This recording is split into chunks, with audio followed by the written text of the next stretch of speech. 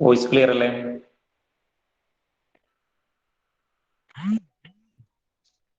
Screen visible അല്ലേ? Okay,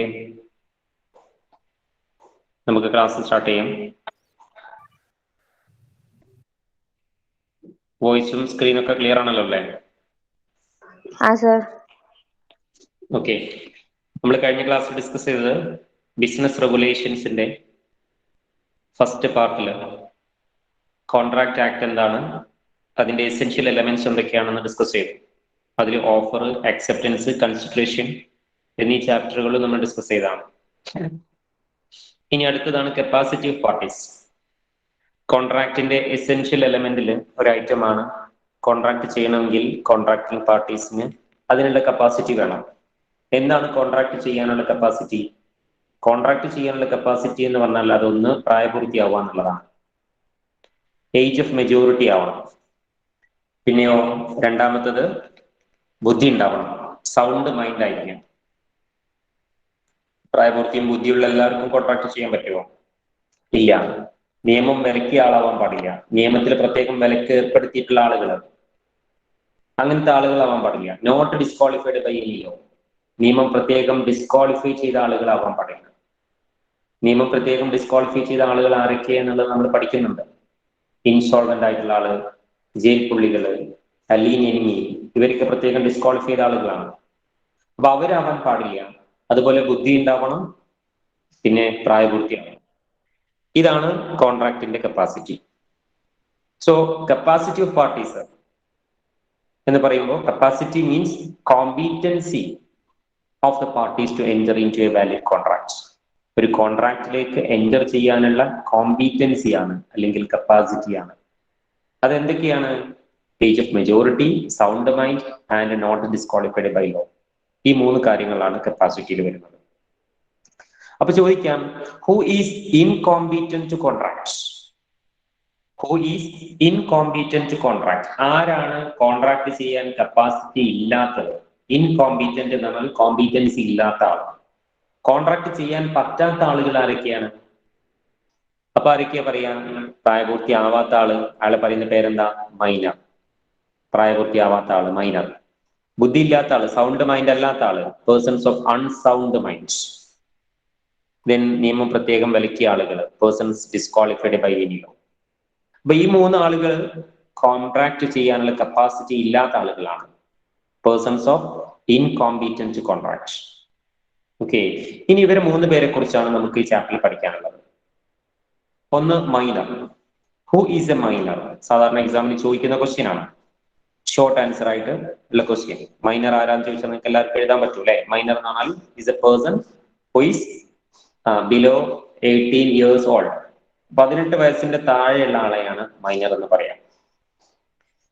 minor is a person who is not attain the age of majority.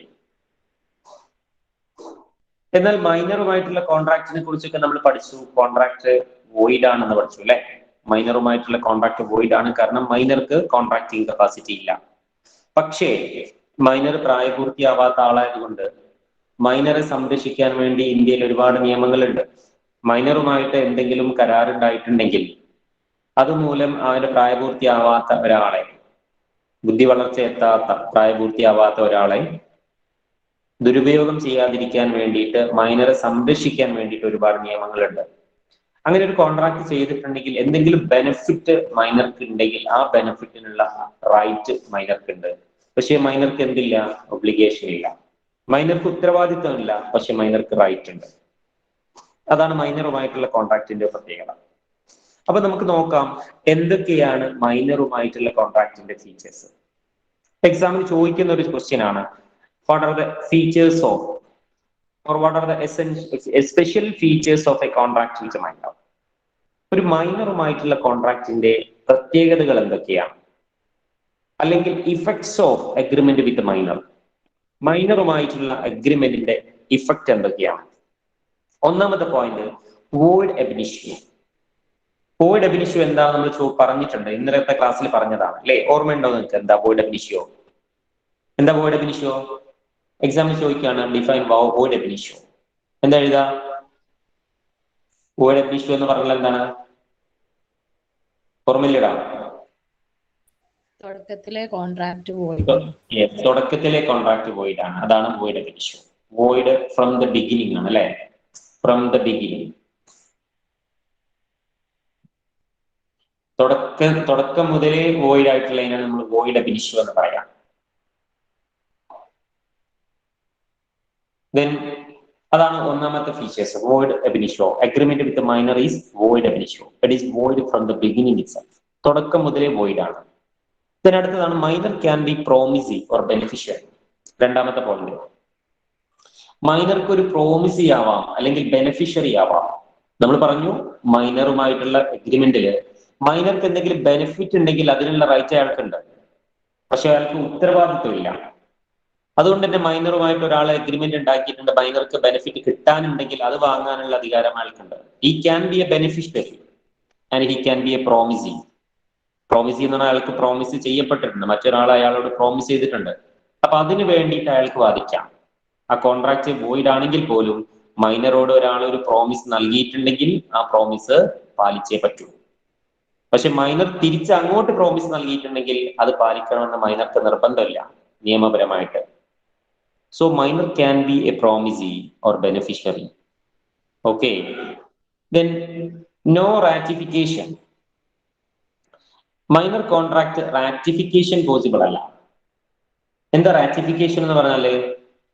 Ratification എന്ന് പറഞ്ഞാൽ subsequent ആയിട്ടുള്ള ആക്സെപ്റ്റൻസിനെയാണ് ratification എന്ന് പറയാം. പിന്നീട് അത് ആക്സെപ്റ്റ് ചെയ്യാം. ഉദാഹരണത്തിന് മൈനർ 17 വയസ്സാവുമ്പോൾ ഒരാളുമായിട്ട് നിങ്ങൾ അഗ്രിമെന്റ് ഉണ്ടാക്കി, അത് വോയിഡ് അബ് ഇനിഷ്യോ ആണ്, നമ്മൾ പഠിച്ചു അല്ലേ? അത് തുടക്കം മുതലേ വോയിഡ് ആണ്. പക്ഷെ ആൾക്ക് ഒരു വർഷം കഴിഞ്ഞപ്പോൾ 18 വയസ്സായില്ലേ, അത് വാലിഡ് ആവുമോ? ഇല്ല. അത് റാറ്റിഫിക്കേഷൻ പോസിബിൾ അല്ല. റാറ്റിഫിക്കേഷൻ എന്ന് പറഞ്ഞാൽ പിന്നീട് അത് വാലിഡ് ആയി മാറുന്നതിനെയാണ് റാറ്റിഫിക്കേഷൻ എന്ന് പറയുക, പിന്നീട് അംഗീകരിക്കപ്പെടുന്നതിന്. സോ സബ്സീക്വന്റ് ആക്സെപ്റ്റൻസ് അതിന് പോസിബിൾ അല്ല. Okay, subsequent acceptance is not possible in case of agreement with the minor. So no ratification is possible in case of contract with the minor. Then അടുത്ത point number 4, no specific performance. Specific പെർഫോമൻസിനും ആവശ്യപ്പെടാൻ പാടില്ല. അതായത് minor ഒരു കാര്യം ചെയ്യാൻ, ഒരു ഭാഗമായിട്ടുള്ള അഗ്രിമെന്റിൽ മൈനർക്ക് ഒരു ഉത്തരവാദിത്തം ചെയ്യാനുണ്ട്. അപ്പൊ അത് ചെയ്യണം എന്ന് പറഞ്ഞിട്ട് ഒരാൾക്ക് മൈനർക്കെതിരെ കേസ് കൊടുത്തിട്ട് കാര്യമില്ല. അത് ചെയ്യാൻ അയാളെ കൊണ്ട് കൽപ്പിക്കാനുള്ള അധികാരം ആർക്കും ഇല്ല, കാരണം മൈനർക്ക് ഉത്തരവാദിത്തങ്ങളൊന്നുമില്ല. So no specific performance. കോൺട്രാക്ടിന്റെ പെർഫോമൻസ് ചെയ്യാതിരിക്കുമ്പോൾ അത് പെർഫോം ചെയ്യണമെന്ന് പറഞ്ഞിട്ട് കോടതിയിൽ പോകുന്നതിനാണ് സ്പെസിഫിക് പെർഫോമൻസിന് വേണ്ടി സ്യൂ ചെയ്യുക എന്ന് പറയുന്നത്. അപ്പൊ ഇവിടെ ഈ കേസിൽ മൈനറുമായിട്ടുള്ള അഗ്രിമെന്റിൽ സ്പെസിഫിക് പെർഫോമൻസും ഇല്ല. No estoppel. എസ്റ്റോപ്പലും പോസിബിൾ അല്ല. എസ്റ്റോപ്പൽ നമ്മള് കോൺട്രാക്ട് ഓഫ് ഏജൻസിയിൽ പഠിച്ചിട്ടുണ്ട്. കഴിഞ്ഞ ക്ലാസ്സിൽ വേറൊരു സ്ഥലത്ത് പറയുകയും ചെയ്തിട്ടുണ്ടായിരുന്നു എസ്റ്റോപ്പൽ. എന്താ എസ്റ്റോപ്പൽ എന്ന് പറഞ്ഞാൽ? അതിന്റെ മലയാളം മീനിങ് അനിഷേധ്യ പ്രഖ്യാപനം എന്നൊക്കെയാണ്.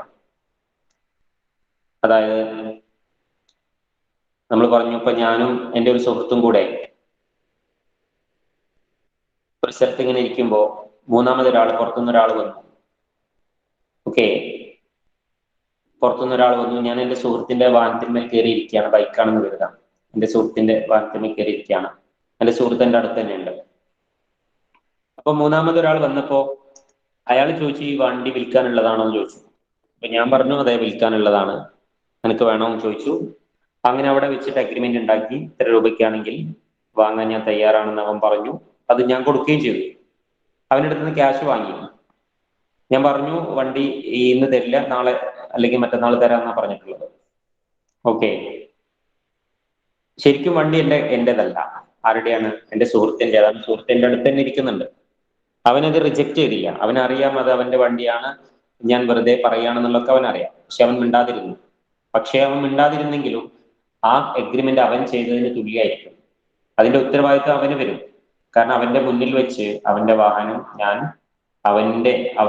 എന്റെ സ്വന്തമാണെന്നുള്ള രീതി, അല്ലെങ്കിൽ അവന്റെ ഏജന്റ് ആണ് ഞാൻ എന്നുള്ള രീതി സെല്ലിയാണ്.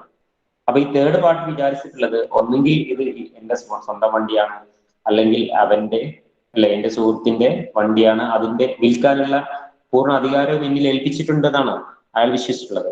അങ്ങനെ ഒരു വിശ്വാസത്തിലാണ് അയാൾ അത് വാങ്ങുന്നത്. സോ അത്തരം ഏജൻസി ബൈ എസ്റ്റോപ്പൽ എന്ന് പറയാം. ഓക്കെ, അവിടെ എന്റെ സുഹൃത്ത് എന്റെ പ്രിൻസിപ്പലായിട്ടും ഞാൻ അയാളുടെ ഏജന്റായിട്ടും ട്രീറ്റ് ചെയ്യപ്പെടും. ഞാൻ ചെയ്ത പ്രവൃത്തിയുടെ ഉത്തരവാദിത്വം അയാൾക്കുണ്ട്. കാരണം അയാളുടെ മുന്നിൽ വെച്ചാണ് അയാളുടെ വാഹനം വിൽക്കപ്പെടുന്നത്. അയാൾ അതിനെ എതിർത്തില്ല. അതുകൊണ്ട് തന്നെ ആ കോൺട്രാക്ട് അവിടെ ഒരു എസ്റ്റോപ്പലിലൂടെ ഒരു കോൺട്രാക്ട് ഫോം ചെയ്തിട്ടുണ്ട്. പക്ഷെ മൈനറുടെ കേസിൽ ഇത്തരത്തിലുള്ള കോൺട്രാക്ട് ബാധകമല്ല. No estoppel is possible in case of contract with minor. അടുത്തത് number 6, minor can be an agent. മൈനർക്ക് വേണമെങ്കിൽ ഏജന്റ് ആവാം. ഒരാളുടെ ഏജന്റ് ആവാം മൈനർക്ക്. ഓക്കെ, ഏജന്റ് ആർക്ക് വേണമെങ്കിലും ആവാം. മൈനർക്കും ആവാം, ബുദ്ധി ഇല്ലാത്ത ആൾക്കും ഏജന്റ് ആവാം. കാരണം എന്താ ആർക്ക് വേണമെങ്കിലും ഏജന്റ് ആവാന്ന് പറയാൻ കാരണം? ഒരു കോൺട്രാക്ട് ചെയ്യുമ്പോൾ അതിൽ ഉത്തരവാദിത്ത ബോധമുള്ള ആളുകൾ വേണ്ടേ? അല്ലേ? ഉത്തരവാദിത്തം ഏറ്റെടുക്കാൻ പറ്റുന്ന ആളുകൾ വേണം. അതുകൊണ്ടാണ് കോൺട്രാക്റ്റില് മേജർ ആവണം, സൗണ്ട് മൈൻഡ് ആവണം എന്നൊക്കെ പറയുന്നത്. പക്ഷെ ഏജന്റ് ആവാനുള്ള കോൺട്രാക്റ്റില് ഒരു ഏജന്റിന് പ്രായപൂർത്തിയാവണമെന്നോ ബുദ്ധി വേണമെന്നോ നിർബന്ധമില്ല. അതിന്റെ കാരണം എന്താ? അതിന്റെ ഉത്തരവാദിത്തം ആരേറ്റെടുക്കും? അതിന്റെ ഉത്തരവാദിത്തം ആരാണോ ഏജന്റിന് വെക്കുന്നത്. ഏജന്റ് എന്ന് പറഞ്ഞാൽ ഒരാൾ അയാളുടെ കാര്യം ചെയ്യാൻ വേണ്ടി മറ്റൊരാളെ ഏൽപ്പിക്കുന്നതാണ്, നിയമിക്കുന്നതാണ്. ആരാണോ നിയമിച്ചിട്ടുള്ളത് അയാളെ പ്രിൻസിപ്പൽ എന്ന് പറയാം. അപ്പൊ പ്രിൻസിപ്പൽ ആണ് അത് ഏറ്റെടുക്കുക. So minor can be an agent. ഒരു മൈനർക്ക് ഏജന്റ് ആവാം. കാരണം ആ മൈനർ ചെയ്യുന്ന കാര്യങ്ങളുടെ ഉത്തരവാദിത്തം ആരേറ്റെടുക്കും? പ്രിൻസിപ്പൽ ഏറ്റെടുക്കും. And minor cannot be a partner. മൈനർക്ക് ഒരു പാർട്ട്ണർ ആവാൻ പറ്റില്ല. ഒരു പാർട്ട്ണർഷിപ്പ് ബിസിനസ്സിൽ ഒരു പാർട്ട്ണർ ആവാൻ പറ്റില്ല. കാരണം അവന് ഉത്തരവാദിത്വം ഒന്നും ഉണ്ടാവില്ല. അതുകൊണ്ട് തന്നെ ഒരു പാർട്ട്ണർ ആവാൻ പറ്റില്ല. പക്ഷെ മൈനർക്ക് ഏജന്റ് ആവാം. പാർട്ട്ണർ ആയിട്ടുണ്ടെങ്കിൽ അവന്റെ ഉത്തരവാദിത്തം ആരെങ്കിലും ഏറ്റെടുക്കുമോ? ഇല്ല. Minor cannot be an insolvents. Minor ഇൻസോൾവെന്റും ആവില്ല. ഇൻസോൾവെന്റ് എന്ന് പറഞ്ഞാല് അവന്റെ ഉത്തരവാദിത്തങ്ങൾ അല്ലെങ്കിൽ അവന്റെ കടങ്ങൾ വീട്ടാൻ കഴിയാത്ത ആളെയാണ് ഇൻസോൾവെന്റ് എന്ന് പറയാം. പാപ്പരാവാന്ന് പറയും. ഒരുപാട് കടങ്ങളുണ്ട്, അത് വീട്ടാനുള്ള സമ്പാദ്യം അവനില്ല. അങ്ങനത്തെ ആളെയാണ് ഇൻസോൾവെന്റ് എന്ന് പറയാം. മൈനർ ഒരിക്കലും ഇൻസോൾവെന്റ് ആയിട്ട് പ്രഖ്യാപിക്കൂല. കാരണം മൈനർക്ക് ഒരിക്കലും കടങ്ങൾ ഉണ്ടാവില്ല. മൈനർക്ക് എന്തുണ്ടാവില്ല? ഡെപ്റ്റ് ഉണ്ടാവില്ല, ഉത്തരവാദിത്വം ഇല്ല. അതുകൊണ്ട് തന്നെ ഇൻസോൾവെന്റും ആവില്ല. Minor cannot be a share holder. മൈനർക്ക് ഒരു ഷെയർ ഹോൾഡറും ആവാൻ പറ്റില്ല. Then minor is liable for necessary supply chain. മൈനർക്കുള്ള ലാബിലിറ്റി എന്ന് പറയുന്നത് നെസസറി സപ്ലൈ ചെയിൻ. അവന് നെസസറീസ് സപ്ലൈ ചെയ്തിട്ടുണ്ടെങ്കിൽ അതിന് മൈനർ റെസ്പോൺസിബിൾ ആണ്. എന്താണ് നെസസറീസ് എന്ന് പറഞ്ഞാല്? മൈനർ എന്ന് പറഞ്ഞാൽ പ്രായപൂർത്തിയാവാത്ത ഒരു കുട്ടിക്ക് അവന് ആവശ്യമുള്ള നെസസറി കാര്യങ്ങൾ, ഭക്ഷണം, വസ്ത്രം, പാർപ്പിടം, മറ്റു വിദ്യാഭ്യാസം തുടങ്ങിയിട്ടുള്ള അവന്റെ ജീവിത സാഹചര്യത്തിനനുസരിച്ച് അവന് നെസസറി ആയിട്ടുള്ള കാര്യങ്ങൾ ആരെങ്കിലും പ്രൊവൈഡ് ചെയ്യുന്നുണ്ടെങ്കിൽ അത് തിരിച്ചു കൊടുക്കൽ അവന്റെ ഉത്തരവാദിത്തമാണ്. അത് തിരിച്ചു കൊടുക്കാൻ അവന്റെ പേഴ്സണലി റെസ്പോൺസിബിലിറ്റി അല്ല.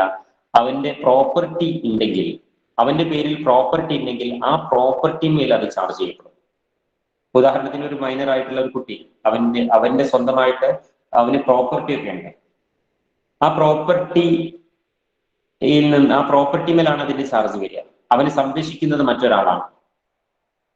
അവന് ചെലവിന് കൊടുക്കുന്നൊക്കെ മറ്റൊരാളാണ്. അപ്പൊ അതിന്റെ ചെലവ് എത്രയെന്ന് വെച്ചാല് ആ ചെലവ് കൊടുക്കാൻ ഈ മൈനറുടെ പ്രോപ്പർട്ടിയിലെ പേഴ്സണലി ലാബിലല്ല, പക്ഷെ മൈനറുടെ പ്രോപ്പർട്ടി അതിന് ഉത്തരവാദിത്തമുണ്ട്. ആ പ്രോപ്പർട്ടി ഇനി വിൽക്കണം എന്നുണ്ടെങ്കിൽ ഈ കടം വീട്ടിയതിനു ശേഷം അത് വിൽക്കാൻ പറ്റുള്ളൂ. So minor is liable for necessary supply chain. ഇനി ഇതിലെന്തെങ്കിലും ഡൗട്ട് ഉണ്ടെങ്കിൽ ചോദിക്കാം. മൈനറുമായിട്ടുള്ള അഗ്രിമെന്റിന്റെ ഫീച്ചേഴ്സ്, ഇത് ഇമ്പോർട്ടന്റ് ആണ് എക്സാമിന്. ഈ പോയിന്റുകൾ നിങ്ങൾക്ക് ഓർമ്മ ഉണ്ടാവില്ലേ? മൈനറുമായിട്ടുള്ള കോൺട്രാക്ടിന്റെ ഫീച്ചേഴ്സ്. മൈനറുമായിട്ടുള്ള കോൺട്രാക്ട് വോയിഡ് അബ് ഇനിഷ്യൂ ആണ്, തുടക്കം മുതലേ വോയിഡ് ആണ്. മൈനർക്ക് പ്രോമിസി ആവാം, ബെനിഫിഷ്യറി ആവാം. മൈനറുടെ കോൺട്രാക്ട് റാറ്റിഫൈ ചെയ്യാൻ പറ്റില്ല, സ്പെസിഫിക് പെർഫോമൻസ് പറ്റില്ല, എസ്റ്റോപ്പലും പറ്റില്ല. മൈനർക്ക് ഏജന്റ് ആവാം, മൈനർക്ക് പാർട്ട്ണർ ആവാൻ പറ്റില്ല, മൈനർ ഇൻസോൾവെന്റ് ആവില്ല, മൈനർക്ക് ഷെയർ ഹോൾഡർ ആവാൻ പറ്റില്ല. മൈനർക്ക് റെസ്പോൺസിബിലിറ്റി ഉണ്ട്, മൈനർക്ക് ലാബിലിറ്റി ഉണ്ട്. ഏതില്? നെസസറി സപ്ലൈ ചെയ്ത്. Minor is liable for necessary supply. ഇത് ഇമ്പോർട്ടന്റ് ആയിട്ടുള്ള ഒരു പോയിന്റ് ആണ്.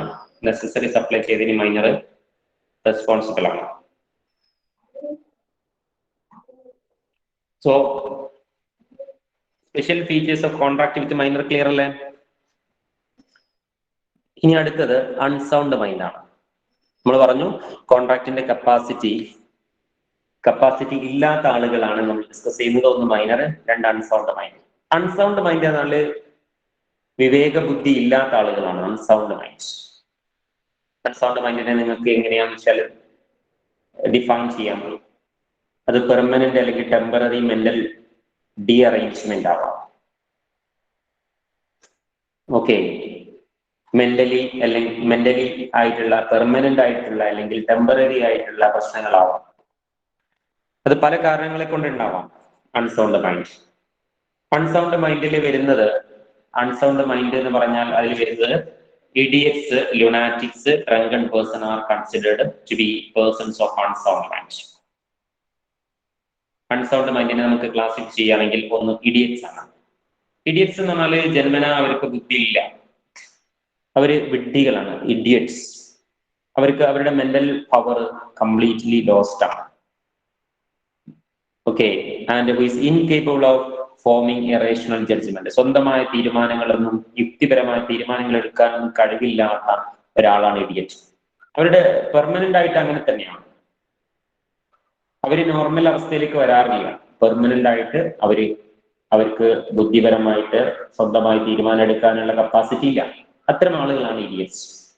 അതുകൊണ്ട് തന്നെ ഇഡിയറ്റ്സുമായിട്ടുള്ള കോൺട്രാക്ട് വോയിഡാണ്, അബ്സല്യൂട്ട്ലി വോയിഡാണ്.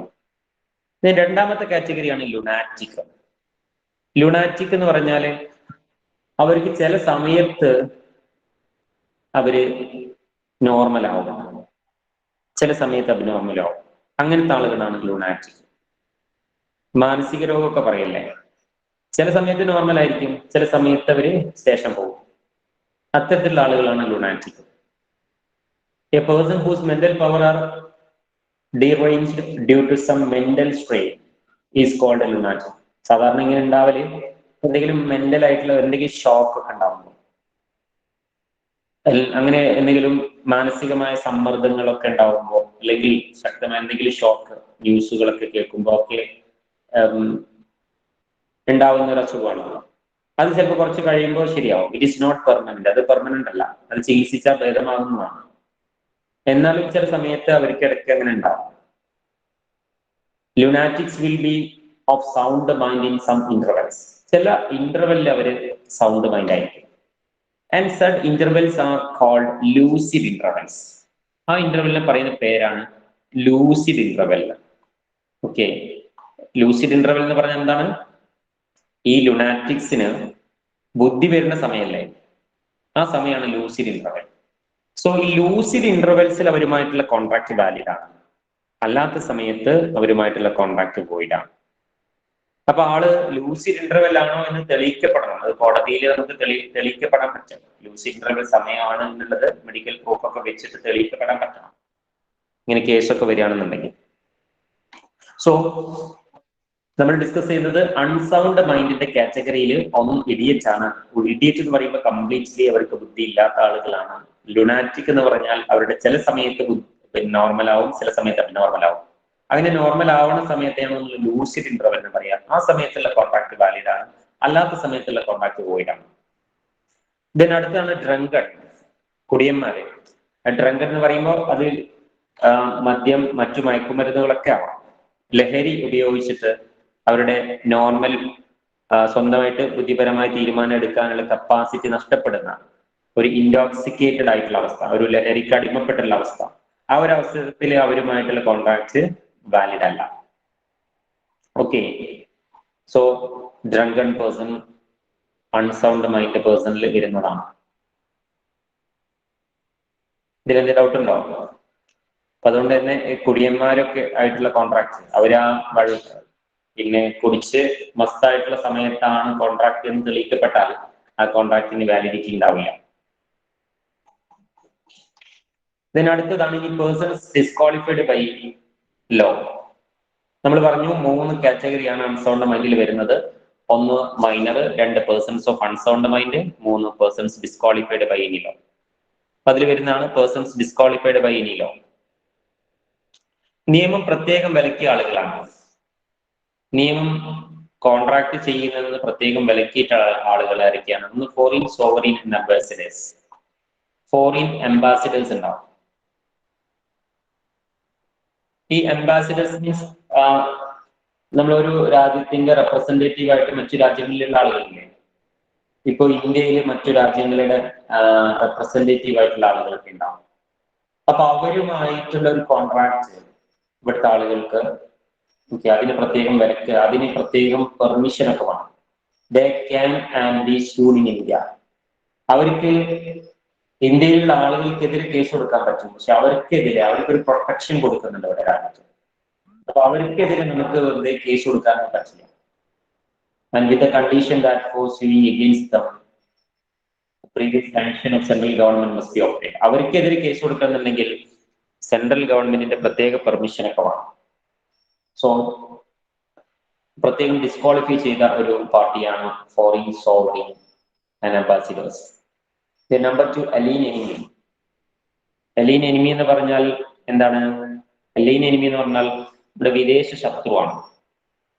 ഒരു നമ്മുടെ രാജ്യം മറ്റേതെങ്കിലും രാജ്യവുമായിട്ട് യുദ്ധത്തിൽ ഏർപ്പെടുന്ന സമയത്ത് ആ ഓപ്പോസിറ്റ് രാജ്യത്തുള്ള ഓരോ പൗരനും നമ്മുടെ അലീൻ എനിമിയാണ്. ഒരാളുമായിട്ട് നമുക്ക് കോൺടാക്ട് ചെയ്യാൻ പറ്റില്ല. ഓക്കെ, ഫോർ എക്സാമ്പിൾ ഇപ്പൊ ഇന്ത്യ ചൈനയുമായിട്ട് യുദ്ധം ഉണ്ടെന്ന് കരുതാം. അങ്ങനെയാണെങ്കിൽ ചൈനയിലുള്ള ഒരാളുമായിട്ട് നമുക്ക് എന്ത് ചെയ്യാൻ പറ്റില്ല? കോൺടാക്ട് ചെയ്യാൻ പറ്റില്ല. അത് അലീൻ എനിമിയുമായിട്ടുള്ള കോൺട്രാക്ട് വാലിഡ് അല്ല. ഇതിനടുത്താണ് convicts. Convicts also cannot enter into a contract and cannot sue while they are undergoing imprisonment. Convicts, പ്രതികളിൽ ജയിലിൽ താമസിക്കുന്ന ജയിൽ പുള്ളികൾ പ്രതികളായിട്ട് അണ്ടർഗോയിങ് ഇംപ്രിസൺമെന്റ് ആണെന്നുണ്ടെങ്കിൽ അവരുമായിട്ടുള്ള കോൺട്രാക്ട് വാലിഡ് അല്ല. ദെൻ ഇൻസോൾവൻസുമായിട്ടുള്ള കോൺട്രാക്റ്റും വാലിഡ് അല്ല. അപ്പൊ ഇത്രയും ഈ 4 ആളുകളെയാണ് പ്രത്യേകം ഡിസ്ക്വാളിഫൈ ചെയ്തിട്ടുള്ള ആളുകൾ. Persons disqualified by any law ആരൊക്കെയാണ്? Foreign sovereigns and ambassadors, alien enemy, convicts and insolvents. Clear അല്ലേ?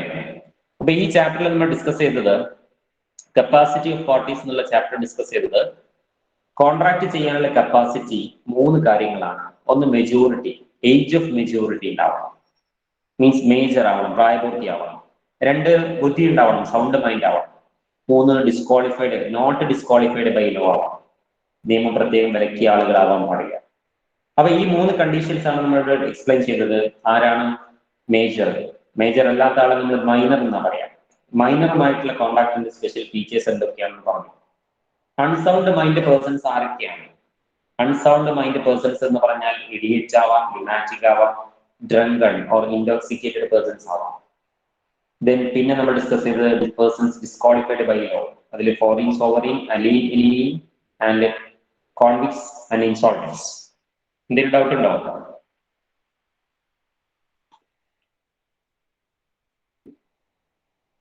ഇനി അടുത്തത് കോൺട്രാക്ടിന്റെ എസെൻഷ്യൽ എലമെന്റ്സിൽ തന്നെ വരുന്നതാണ്. കോൺട്രാക്ട് വാലിഡ് ആവണമെന്നുണ്ടെങ്കിൽ കൺസേൺ ഫ്രീ ആവണം എന്ന് പറഞ്ഞു. കോൺട്രാക്ടിങ് പാർട്ടീസിന്റെ ആ കോൺട്രാക്ട് ചെയ്യാനുള്ള അവരുടെ സമ്മതം ഫ്രീ ആയിട്ടുള്ള സമ്മതമാവണം. ആരുടെയും നിർബന്ധത്തിന് വാങ്ങിയാവാൻ പാടില്ല, ആരുടെയും ഭീഷണിക്ക് അടങ്ങിയിട്ടാവാൻ പാടില്ല, ആരെങ്കിലും സ്വാധീനം ചെലുത്തിയിട്ടോ തെറ്റിദ്ധരിപ്പിക്കപ്പെട്ടിട്ടോ അല്ലെങ്കിൽ തെറ്റിദ്ധരിച്ചിട്ടോ ആവാൻ പാടില്ല. അപ്പൊ ഇതൊന്നും അല്ലാത്ത കൺസേൺ ആണെങ്കിൽ അതിനെയാണ് ഫ്രീ കൺസേൺ എന്ന് പറയാം. അപ്പൊ എന്താണ് ഫ്രീ കൺസേൺ?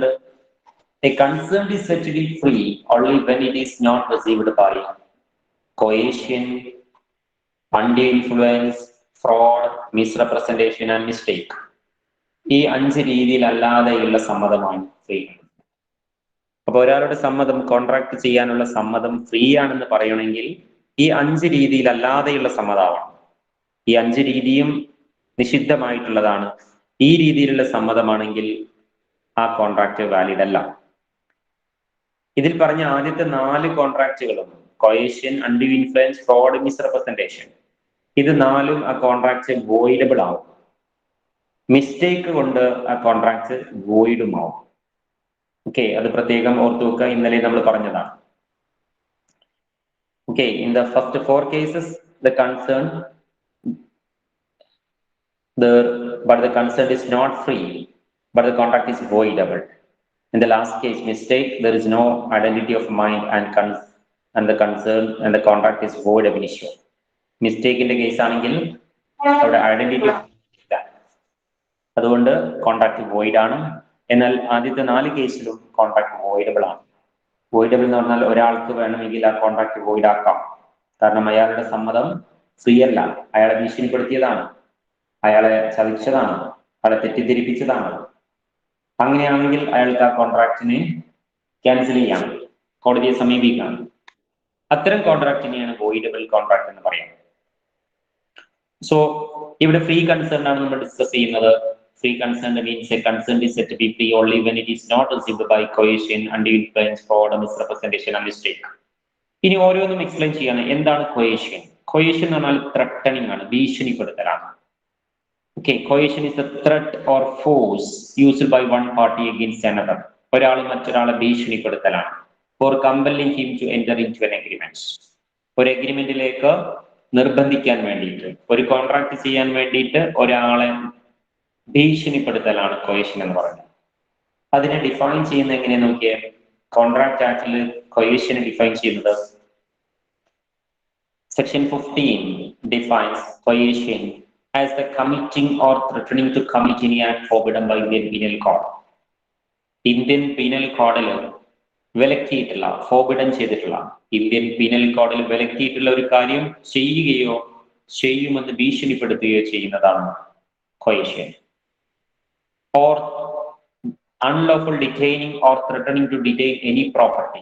അല്ലെങ്കിൽ അന്യായമായിട്ട് പിടിച്ചു വെക്കുക, detaining or threatening to detain, അല്ലെങ്കിൽ പിടിച്ചു വെക്കുമെന്ന് ഭീഷണിപ്പെടുത്താം. Any property to the prejudice of any person, ആരുടെയെങ്കിലും പ്രോപ്പർട്ടി പിടിച്ചു വെക്കാം.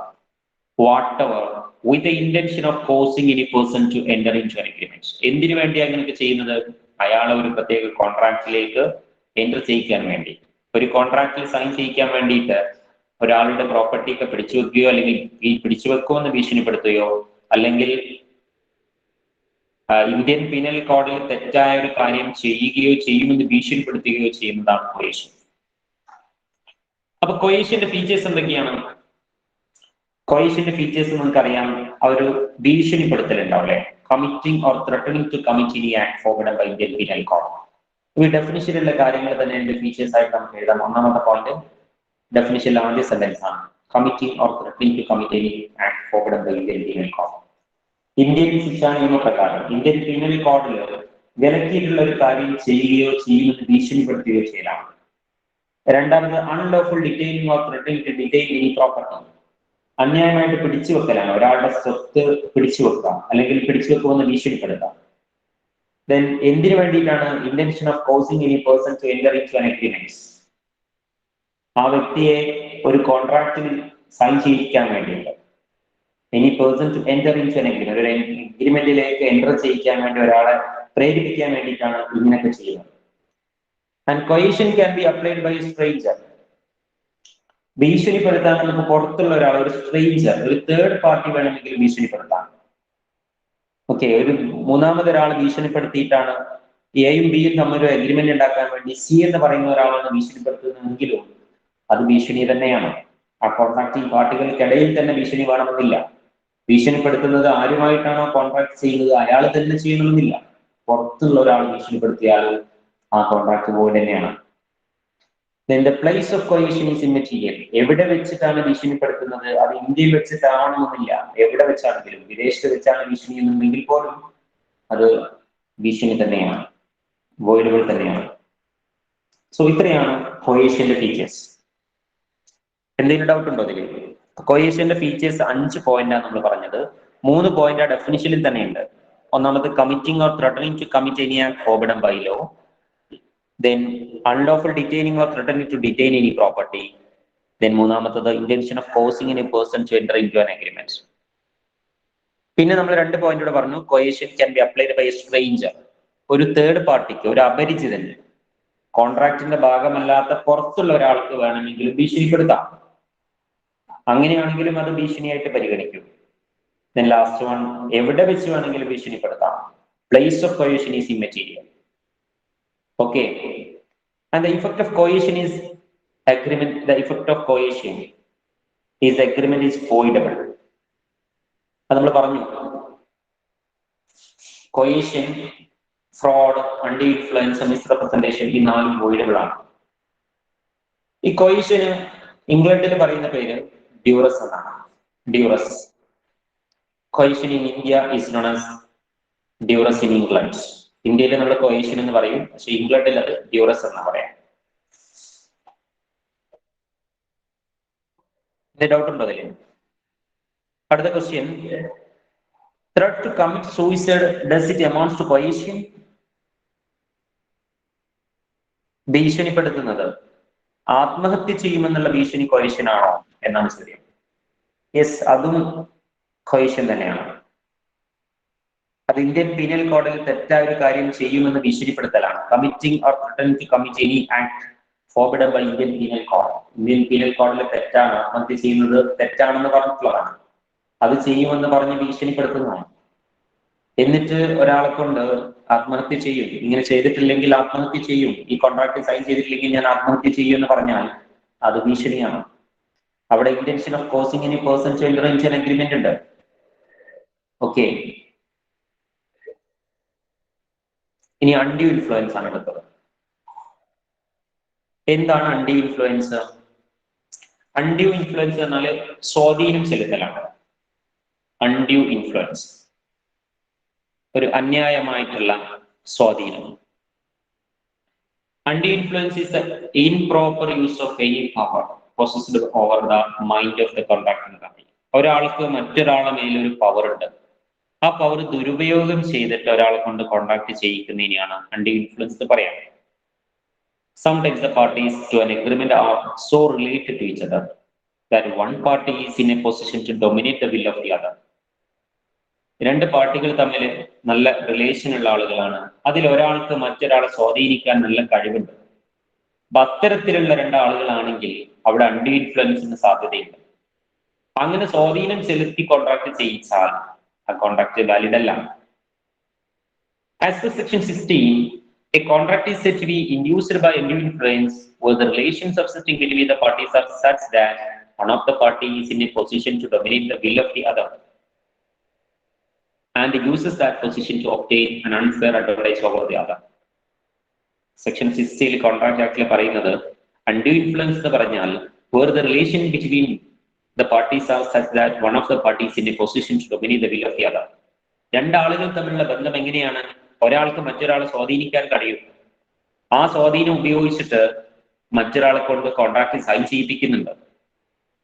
ആ സ്വാധീനം ദുരുപയോഗം ചെയ്തിട്ട് ഒരാൾ അതിന്റെ ഒരു ബെനിഫിറ്റ് എൻജോയ് ചെയ്യുന്നുണ്ടെങ്കിൽ അതിനെയാണ് അൺഡ്യൂ ഇൻഫ്ലുവൻസ് എന്ന് പറയാം. അപ്പൊ അങ്ങനെ സ്വാധീനമുള്ള ആളുകൾ ആരൊക്കെയാണ്? ഒരു ഡൊമിനന്റ് പൊസിഷൻ, ഒരാൾക്ക് മറ്റൊരാളുടെ മേലൊരു സ്വാധീനം. അതൊരു അച്ഛന് മകന്റെ പേരിൽ ഒരു സ്വാധീനം ഉണ്ടാവും അല്ലേ? അതുപോലെ ഡോക്ടർക്ക് പേഷ്യന്റിന്റെ മേലുണ്ടാവാം, അതുപോലെ ലീഗൽ അഡ്വൈസർക്ക് ക്ലൈന്റിന്റെ പേരിലുണ്ടാവാം, ടീച്ചർക്ക് സ്റ്റുഡന്റിന്റെ മേലുണ്ടാവാം. എല്ലാ കേസിലും ഉണ്ടാവണമെന്നില്ല, ഉണ്ടാവാം. അതുപോലെ ഒരു രോഗി, വയസ്സായിട്ടുള്ള രോഗി, ശുശ്രൂഷിക്കുന്ന ഒരാളുണ്ട്, അയാൾക്ക് മക്കളൊന്നും ഇല്ലാത്ത ഒരാളെങ്കിൽ അയാളെ സംരക്ഷിക്കുന്ന ഒരാളുണ്ടെങ്കിൽ അയാളുടെ മേലൊരു എന്തുണ്ടാവാം, ഒരു ഡൊമിനന്റ് പൊസിഷൻ ഉണ്ടാവാം, സ്വാധീനം ചെലുത്താനുള്ള കഴിവുണ്ടാവാം. അപ്പൊ അത്തരത്തിലുള്ള കപ്പാസിറ്റി ഉപയോഗിച്ചിട്ട്, അത്തരത്തിലുള്ള സ്വാധീനം ഉപയോഗിച്ചിട്ട് കോൺട്രാക്ട് ചെയ്യിക്കുകയാണെങ്കിൽ അതിനെയാണ് അൺഡ്യൂ ഇൻഫ്ലുവൻസ് എന്ന് പറയാം. ഓക്കെ, അത് മനസ്സറിഞ്ഞുള്ള സമ്മതമല്ല, അത് ആ സ്വാധീനത്തിന് വഴങ്ങി സമ്മതിച്ച ഇയാൾ പറയുമ്പോൾ എങ്ങനെ ഞാൻ ചെയ്യാതിരിക്കുക എന്ന് പറയുമ്പോൾ അല്ലെ, അച്ഛനല്ലേ പറയുന്നത്, അച്ഛൻ പറയുമ്പോൾ എങ്ങനെ നമ്മൾ ചെയ്യാതിരിക്കുക എന്ന് കരുതിയിട്ട് സൈൻ ചെയ്താണെങ്കിൽ അത് വാലിഡ് അല്ല. Then essential features of undue influence. Undue influence-ന്റെ ഫീച്ചേഴ്സ് എന്തൊക്കെയാണ്? അവിടെ 2 പേര് തമ്മിൽ ഇങ്ങനെ റിലേഷൻ ഉണ്ടാവണം. The relation subsisting between the parties are such that one of the parties in a position to dominate the will of the other.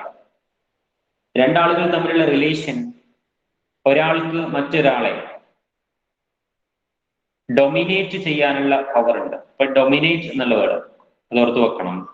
Dominate ചെയ്യാനുള്ള, ഒരാൾക്ക് മറ്റൊരാളെ സ്വാധീനം ചെലുത്താനുള്ള കഴിവുണ്ട്. പിന്നെയോ ദ ഡൊമിനന്റ് പാർട്ടി എന്നുള്ള സ്വാധീനം ചെലുത്തുന്ന പാർട്ടിയാണ്. സ്വാധീനം ചെലുത്തുന്ന ആൾ uses that position and take an unfair advantage over that. ഒരു അൺഫെയർ അഡ്വാൻറ്റേജ്, അവിടെ ഒരു അൺഫെയർ ആയിട്ടുള്ള അഡ്വാൻറ്റേജ്, ഒരു അന്യായമായിട്ടുള്ള അഡ്വാൻറ്റേജ് ഒരാൾ നേടുന്നുണ്ട്. ഈ സ്വാധീനം ദുരുപയോഗം ചെയ്തിട്ട് അന്യായമായിട്ടുള്ള ഒരു അഡ്വാൻറ്റേജ് അയാൾ നേടിയെടുക്കുന്നുണ്ട്. And the dominant party uses that dominant position to obtain that unfair advantage. Okay, ഈ ഡൊമിനന്റ് പാർട്ടി ആ ഡൊമിനന്റ് പൊസിഷൻ ഇങ്ങനെ ഒരു അൺഫെയർ അഡ്വാൻറ്റേജ് ഏൺ ചെയ്യാൻ വേണ്ടിയിട്ട് യൂസ് ചെയ്യുന്നുണ്ട്. അതേ അർത്ഥമുള്ള സെന്റൻസിനാണ് രണ്ടാമത്തെ പറഞ്ഞത്. ഓക്കെ, അപ്പൊ മൂന്നാമത്തെ ഈ പോയിന്റിന് അത്ര റിലവൻസ് ഇല്ല. ഇപ്പൊ മെയിൻ ആയിട്ട് essential features of undue influence ഇതാണ്.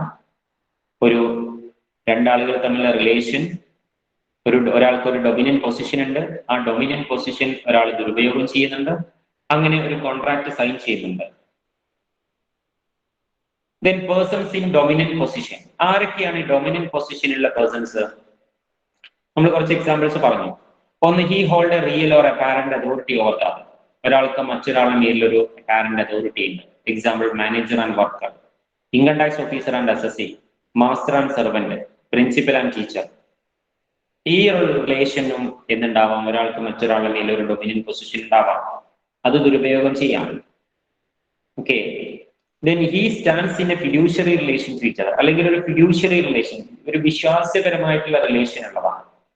ഉദാഹരണത്തിന് പാരന്റ് ആൻഡ് ചൈൽഡ്, രക്ഷിതാവും കുട്ടിയും, guardian and warden, doctor and patient, publisher and author, spiritual adviser and disciple, principal and agent.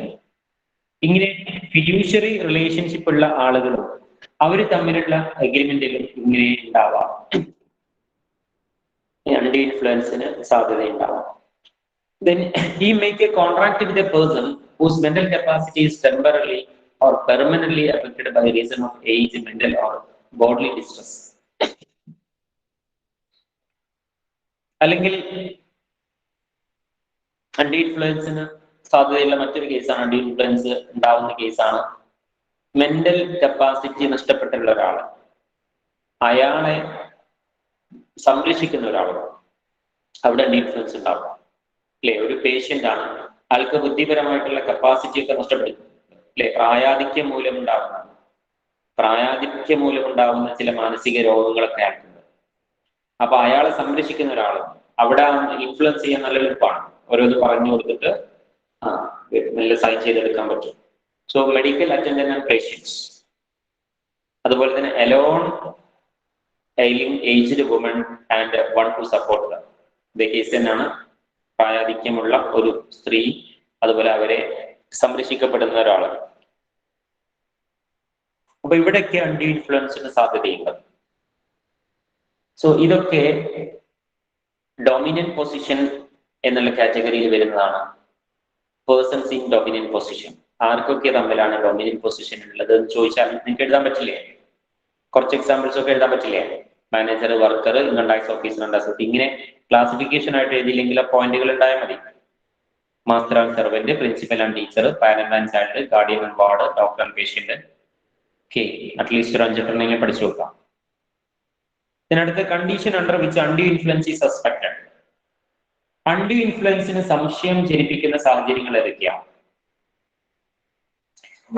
ഒരു കോൺട്രാക്ട്, രണ്ടാളുകൾ തമ്മിലുള്ള കോൺട്രാക്ട് കണ്ടാലേ അവിടെ അൺഡ്യൂ ഇൻഫ്ലുവൻസ് ഉണ്ടോ എന്ന് സംശയിക്കപ്പെടുന്ന ചില സാഹചര്യം ഉണ്ടാവും.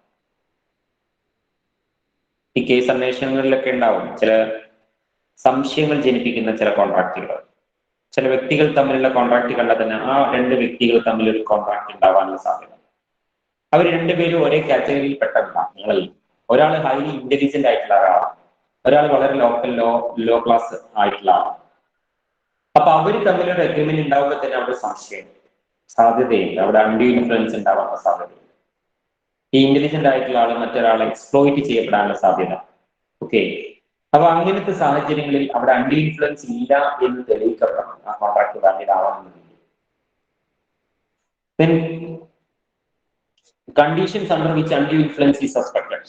താഴെ പറയുന്ന സാഹചര്യങ്ങൾ അൺഡ്യൂ ഇൻഫ്ലുവൻസ് സംശയിക്കപ്പെടുന്ന സാഹചര്യങ്ങളാണ്. ഇത്തരം സാഹചര്യങ്ങളിലുള്ള കോൺട്രാക്റ്റുകൾ അൺഡ്യൂ ഇൻഫ്ലുവൻസ് ഇല്ല എന്ന് തെളിയിക്കപ്പെട്ടാൽ മാത്രമേ വാലിഡ് ആവുള്ളൂ. ഒന്ന്, inadequacy of consideration. Consideration inadequate ആണ്. ഇപ്പൊ സ്ഥലം വിറ്റിട്ടുണ്ട്, 10 ലക്ഷം സെന്റിന് വിലയുള്ള സ്ഥലമാണ്, പക്ഷെ 1 ലക്ഷത്തിനാണ് വിറ്റിട്ടുള്ളത്. അങ്ങനെ ആകുമ്പോൾ തന്നെ അവിടെ സംശയമുണ്ട്, അവിടെ എന്തോ ഒരു സംശയം. അത് അൺഡ്യൂ ഇൻഫ്ലുവൻസ് ഇല്ല എന്ന് തെളിയിക്കപ്പെടണം, എങ്കിലേ കോൺട്രാക്ട് വാലിഡ് ആവും. അതുപോലെ ഫിഡ്യൂഷ്യറി റിലേഷൻഷിപ്പ്. ഫിഡ്യൂഷ്യറി, നമ്മൾ നേരത്തെ പറഞ്ഞ ഫിഡ്യൂഷ്യറി റിലേഷൻഷിപ്പ് ഉണ്ട്. ഒരാൾക്ക് മറ്റൊരാളുടെ മേലൊരു ഡൊമിനന്റ് പൊസിഷൻ ഉണ്ട്. അത്തരം സാഹചര്യങ്ങളിലും അവിടെ സംശയം ഉണ്ടാവും, ഈ കോൺട്രാക്ട് അൺഡ്യൂ ഇൻഫ്ലുവൻസിന് വഴങ്ങിയിട്ടുള്ളതാണോ. അതുപോലെ inequality of age, intelligence, social status etcetera. Contract രണ്ട് പാർട്ടികളും തമ്മിൽ ഏജ് ഡിഫറൻസ് ഉണ്ട്. ഒരാൾക്ക് 18 വയസ്സേ ഉള്ളൂ, ഒരാൾക്ക് 40 വയസ്സുണ്ട്. അപ്പോൾ തന്നെ അവിടെ ഒരു അൺഡ്യൂ ഇൻഫ്ലുവൻസിനുള്ള സാധ്യതയില്ല. അതുപോലെ ഇന്റലിജൻസിൽ മാറ്റമുണ്ട്. ഒരാൾ നല്ല ബുദ്ധിയുള്ള ആളാണ്, ഒരാൾ ബുദ്ധി കുറവുള്ള ആളാണ്, ഇന്റലിജൻസ് കൂടുതലുള്ള ആളാണ്. ദെൻ സോഷ്യൽ സ്റ്റാറ്റസ് മാറ്റമുണ്ട്. ഒരാൾ ഹൈ ക്ലാസ് ആണ്, ഒരാൾ ലോ ക്ലാസ് ആണ്. അങ്ങനെയാണെങ്കിലും ഒക്കെ അൺഡ്യൂ ഇൻഫ്ലുവൻസിന് സംശയമുള്ള സാഹചര്യങ്ങളാണ്. അതുപോലെ പർദനാശിൻ വുമൺ. പർദനാശിൻ വുമൺ എന്ന് പറഞ്ഞാൽ a woman who kept under പർദ.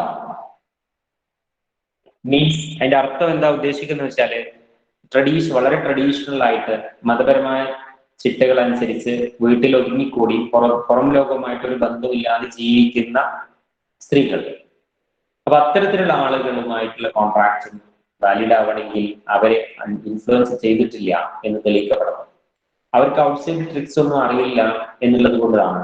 പുറം ലോകവുമായിട്ട് പരിചയമില്ല, പുറത്തെന്താണ് നടക്കുന്നതെന്നുള്ള കാര്യങ്ങൾ അറിയില്ല, ജനറൽ അവയർനെസ് കുറവാണ്. അതുകൊണ്ട് അവരെ ദുരുപയോഗം ചെയ്യാൻ, അവരെ എക്സ്പ്ലോട്ട് ചെയ്യാൻ, അവരെ വഞ്ചിക്കാൻ എളുപ്പമാണ് എന്നുള്ളത് കൊണ്ട് അവരെ പ്രൊട്ടക്ട് ചെയ്യാൻ വേണ്ടിയിട്ടാണ് അവരുമായിട്ടുള്ള അഗ്രിമെന്റ് ഉണ്ടെങ്കിൽ അവിടെ അൺഡ്യൂ ഇൻഫ്ലുവൻസിന് ഒരു സാധ്യതയുണ്ട്.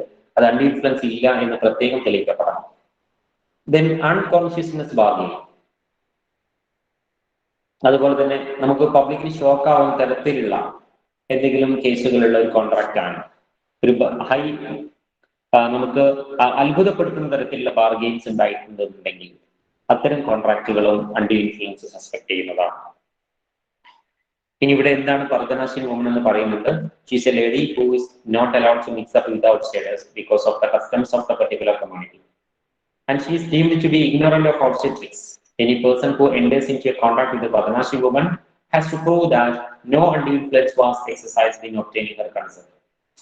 പർദനാശി വുമൺ എന്ന് പറഞ്ഞാൽ ഔട്ട്സൈഡ് ട്രിക്ക് ഒന്നും അറിയാത്ത, പുറം ലോകവുമായിട്ട് ബന്ധമില്ലാതെ ജീവിക്കുന്ന, ട്രഡീഷണൽ ആയിട്ട് അവരുടെ മതാചാര പ്രകാരം ജീവിക്കുന്ന ഒരു സ്ത്രീയാണ്. അപ്പൊ അവരുമായിട്ട് കോൺട്രാക്ട് ചെയ്യുകയാണെന്നുണ്ടെങ്കിൽ അവരെ സ്വാധീനം ചെലുത്തിയിട്ടില്ല എന്ന് തെളിയിക്കപ്പെടണം, എങ്കിലേ കോൺട്രാക്ട് വാലിഡ് ആകുള്ളൂ. Next, difference between coercion and undue influence. കൊയേഷനും അൺഡ്യൂ ഇൻഫ്ലുവൻസും തമ്മിൽ എന്താ വ്യത്യാസം? കൊയേഷനിൽ ഭീഷണിപ്പെടുത്തലാണ്, അല്ലെ, ത്രെട്ടാണ്. കൊയേഷൻ എന്ന് പറഞ്ഞാൽ അവിടെ ത്രെട്ട്, ഭീഷണിയാണ്. എന്നാൽ അൺഡ്യൂ ഇൻഫ്ലുവൻസോ ഡൊമിനന്റ് പൊസിഷൻ മിസ്യൂസ് ചെയ്യലാണ്. ഡൊമിനന്റ് പൊസിഷൻ മിസ്യൂസ് ചെയ്യുന്നതിനെയാണ് എന്ത് പറയാ? അൺഡ്യൂ ഇൻഫ്ലുവൻസ് എന്ന് പറയാം.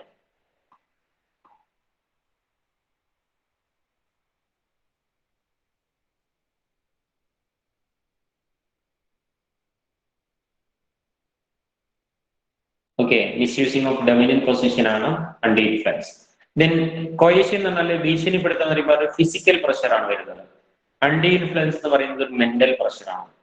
സ്വാധീനം ചെലുത്തുക എന്ന് പറയുമ്പോൾ ഒരു മാനസികമായ സമ്മർദ്ദം ചെലുത്താണ്.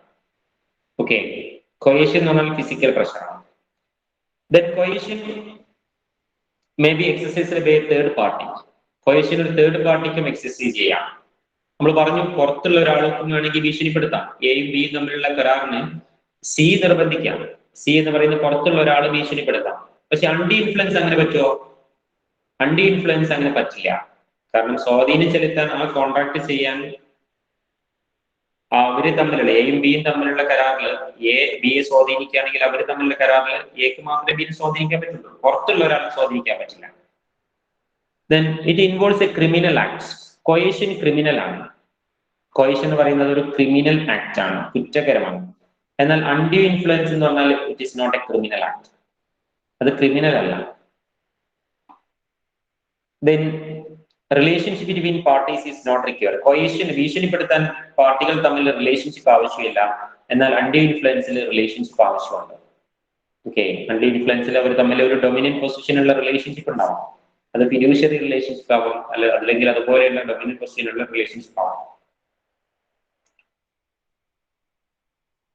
സോ ക്ലിയർ അല്ലേ?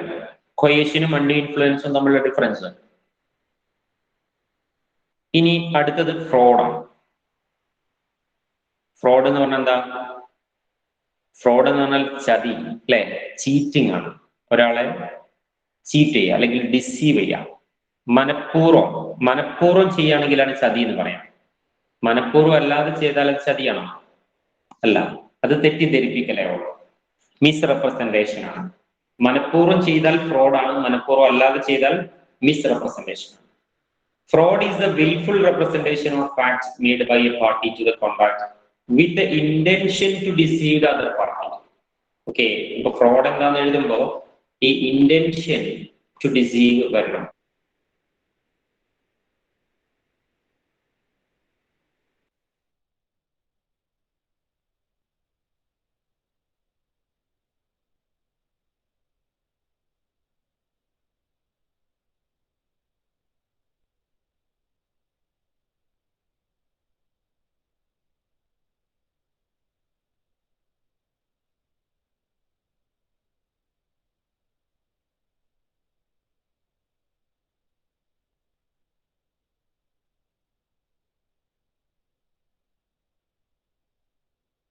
False suggestion as to a fact known as to be false or not believed to be true. അതായത് തെറ്റായ ഒരു കാര്യം സജസ്റ്റ് ചെയ്ത് കൊടുക്കുക. ഒരാൾക്ക് ഒരു തെറ്റായ കാര്യം ഒരാൾക്ക് പറഞ്ഞു കൊടുക്കും. അത് പറയുമ്പോൾ തന്നെ അയാൾക്ക് അറിയാം അത് തെറ്റാണെന്ന പൂർണ്ണ ബോധ്യത്തോട് കൂടിയിട്ട് തെറ്റായ ഒരു കാര്യം പറഞ്ഞു കൊടുക്കുക, സജസ്റ്റ് ചെയ്ത് കൊടുക്കുക. അത് ചതിയാണ്. The active concealment of facts, അതുപോലെ തന്നെ മനഃപൂർവ്വം സത്യം ഒളിപ്പിച്ചു വെക്കുക. എന്തെങ്കിലും പുറത്ത് പറയേണ്ട ഒരു കാര്യം മനഃപൂർവ്വം പറയാതെ. ഓക്കെ, അയാൾ അറിയണ്ട എന്ന് കരുതിയിട്ട് അയാൾ കോൺട്രാക്ട് ചെയ്തോട്ടെ, അയാൾ ചതിക്കപ്പെട്ടോട്ടെ എന്ന ഉദ്ദേശത്തോടു കൂടി തന്നെ മനഃപൂർവ്വം ചില കാര്യങ്ങൾ മറച്ചു വെക്കും. അത് ചതിയാണ്. Active concealment of facts. Then a promise made without any intention to perform it. ഒരാൾക്ക് വെറുതെ വാഗ്ദാനങ്ങൾ കൊടുക്കുക, അത് പെർഫോം ചെയ്യണം എന്നുള്ള ഒരു ഉദ്ദേശവും അയാൾക്കില്ല. അത് ചതിയാണ്. നമ്മൾ വാഗ്ദാനം കൊടുക്കുമ്പോൾ തന്നെ അറിയാം അത് പെർഫോം ചെയ്യില്ല. അങ്ങനെ കൊടുക്കുന്ന വാഗ്ദാനങ്ങൾ ചതിയാണ്. Then any other cheating acts, അതുപോലെ മറ്റെന്തെങ്കിലും ചീറ്റിംഗ് ആയിട്ടുള്ള ആക്ടുകളൊക്കെ. Any such act or omission as the law specially declares to be fraudulent. അതുപോലെ നിയമം പ്രത്യേകം ചതിയാണ്, ഫ്രോഡുലന്റ് ആണ് എന്ന് പ്രത്യേകം പറഞ്ഞ കാര്യങ്ങളൊക്കെ ഇതിൽ വരും. ഇപ്പൊ ഫ്രോഡ് എന്തൊക്കെയാ വരിക? തെറ്റായ കാര്യം തെറ്റാണെന്ന് അറിവോടെ ഒരാൾക്ക് പറഞ്ഞു കൊടുക്കുന്നത്, മനഃപൂർവ്വം ചില കാര്യങ്ങൾ മറച്ചു വെക്കുന്നത്, പെർഫോം ചെയ്യില്ല എന്ന ഉത്തമ ബോധ്യത്തോടു കൂടി തന്നെ പ്രോമിസുകൾ നൽകുന്നത്, മറ്റെന്തെങ്കിലും ചീറ്റിംഗ് ആക്ടുകൾ, അതുപോലെ നിയമം പ്രത്യേകം ഫ്രോഡുലന്റ് ആണെന്ന് പറഞ്ഞ കാര്യങ്ങൾ. ഇത്രയും കാര്യങ്ങളാണ് ഫ്രോഡിന്റെ. അപ്പൊ elements of fraud, essential elements of fraud അല്ലെങ്കിൽ ഫ്രോഡിന്റെ ഫീച്ചേഴ്സ് എന്തൊക്കെയാണ്? The fraud must have been committed by a party to the contracts. Fraud ആ കോൺട്രാക്ടിങ് പാർട്ടി തന്നെ നടത്തിയിട്ടുണ്ടാവും. ചതി എന്ന് പറഞ്ഞാൽ ആ കോൺട്രാക്ടിങ് പാർട്ടികൾ തമ്മിലാണ് ചതി നടക്കുക. ഫ്രോഡും അൺഡ്യൂ ഇൻഫ്ലുവൻസും ഒക്കെ കോൺട്രാക്ടിങ് പാർട്ടിക്കാണ് പറ്റും. തേർഡ് പാർട്ടിക്ക് ചെയ്യാൻ പറ്റുന്ന ഏതാണ്? കൊയേഷൻ. So the fraud must be committed by the party to the contracts. And there must be false representation. ഒരു തെറ്റായ കാര്യം റെപ്രസെന്റ് ചെയ്യുന്നുണ്ട്. And there must be active or willful concealment of facts. മനഃപൂർവ്വം ഒരു സത്യം മറച്ചു വെക്കുന്നുണ്ട്. And promise made without any intention of performing it. നേരത്തെ പറഞ്ഞ പോയിന്റുകളൊക്കെ. ഹലോ, നിങ്ങള് സൗണ്ട് ഒന്ന് മ്യൂട്ടാക്കി എല്ലാവരും. വോയിസ് പുറത്ത് കേൾക്കുന്നുണ്ട്. There must be active or willful concealment of facts. മനഃപൂർവ്വം ചില കാര്യങ്ങൾ മറച്ചു വെക്കുന്നത് ഫ്രോഡാണ്. Promise made without any intention of performing it, perform ചെയ്യണമെന്ന ഉദ്ദേശമില്ലാതെ വെറുതെ വാഗ്ദാനങ്ങൾ കൊടുക്കുന്നത് ഫ്രോഡാണ്. The act of fraud committed with intention to deceive the other party. ഫ്രോഡിൽ എപ്പോഴും മറ്റൊരാളെ ചതിക്കണമെന്ന ഉദ്ദേശം ഉണ്ടാവും. Intention to deceive, okay, intention to deceive ഉണ്ടായിരിക്കും. ഫ്രോഡിൽ ഈ ടേം എപ്പോഴും ഉണ്ടാവണം, ഇന്റൻഷൻ ടു ഡിസീവ്, ചതിക്കണമെന്ന ഉദ്ദേശത്തോടു കൂടി ചെയ്യുന്നതാണ് fraud. The representation must have been aimed the other party to the contract or his agent or with a view to induce the other party to enter into a contract. ഈ representation, ഈ തെറ്റായ കാര്യം പറഞ്ഞു കൊടുത്തുകൊണ്ട് ഒരു contract ചെയ്യണം, എന്നാലേ അത് ഫ്രോഡായി മാറുന്നുള്ളൂ. ചതിക്കപ്പെടണം, എങ്കിലേ അത് ഫ്രോഡായി പരിഗണിക്കും. ചതിക്കാൻ ശ്രമിച്ചാൽ പോരാ, അതിൽ ചതിയിൽ വീഴുകയുമാണ്. And other party must have suffered a loss. Other പാർട്ടിക്ക് നഷ്ടം ഉണ്ടാവണം, അങ്ങനെ ചതിയിൽ വീണ് നഷ്ടം സംഭവിക്കണം, ലോസ് ഉണ്ടാവണം, എങ്കിലേ അത് ഫ്രോഡാവുള്ളൂ. ഓക്കെ, ഒരാളെ നമ്മൾ ചതിക്കാൻ ശ്രമിച്ചു എന്ന് കരുതി അത് ഫ്രോഡാവില്ല, അത് ചതിക്കപ്പെടണം, എന്നാൽ അത് ഫ്രോഡാവും. ഇനി അടുത്തൊരു question, silence as fraud. Silence ഫ്രോഡാണ്. നിങ്ങൾ മിണ്ടാതിരുന്നാൽ അത് ഫ്രോഡാവുന്നുണ്ടോ? ചില സാഹചര്യങ്ങളിൽ സൈലൻസ് ഫ്രോഡാണ്. ചില സാഹചര്യങ്ങളിൽ നിങ്ങൾക്ക് വാ തുറന്ന് പറയൽ നിർബന്ധമായിരിക്കും. ആ സമയത്ത് മിണ്ടാതിരുന്നാൽ അത് ചതിയാണ്. According to section 17 of the Contract Act, mere silence is not fraud except in certain circumstances. Normal കേസിൽ സൈലൻസ് ഫ്രോഡ് അല്ല, പക്ഷെ ചില സമയത്ത് silence ഫ്രോഡാണ്. Mere silence may amount to fraud in the following circumstances. താഴെ പറയുന്ന സാഹചര്യങ്ങളിൽ സൈലൻസ് ഫ്രോഡാണ്. മിണ്ടാതിരുന്നാൽ അത് ചതിക്ക് തുല്യമാണ്. ഒന്ന്, ഡ്യൂട്ടി ടു സ്പീക്ക്. ചില സാഹചര്യങ്ങളിൽ നമുക്ക് സംസാരിക്കൽ നിർബന്ധമായിരിക്കും, അല്ലെങ്കിൽ മറ്റൊരാൾക്ക് അതുകൊണ്ട് നഷ്ടം ഉണ്ടാവും എന്ന് നമുക്കറിയാം. അപ്പൊ അത് ഉണ്ടായിക്കോട്ടെ എന്ന ഉദ്ദേശത്തോടു കൂടി മിണ്ടാതിരിക്കാം.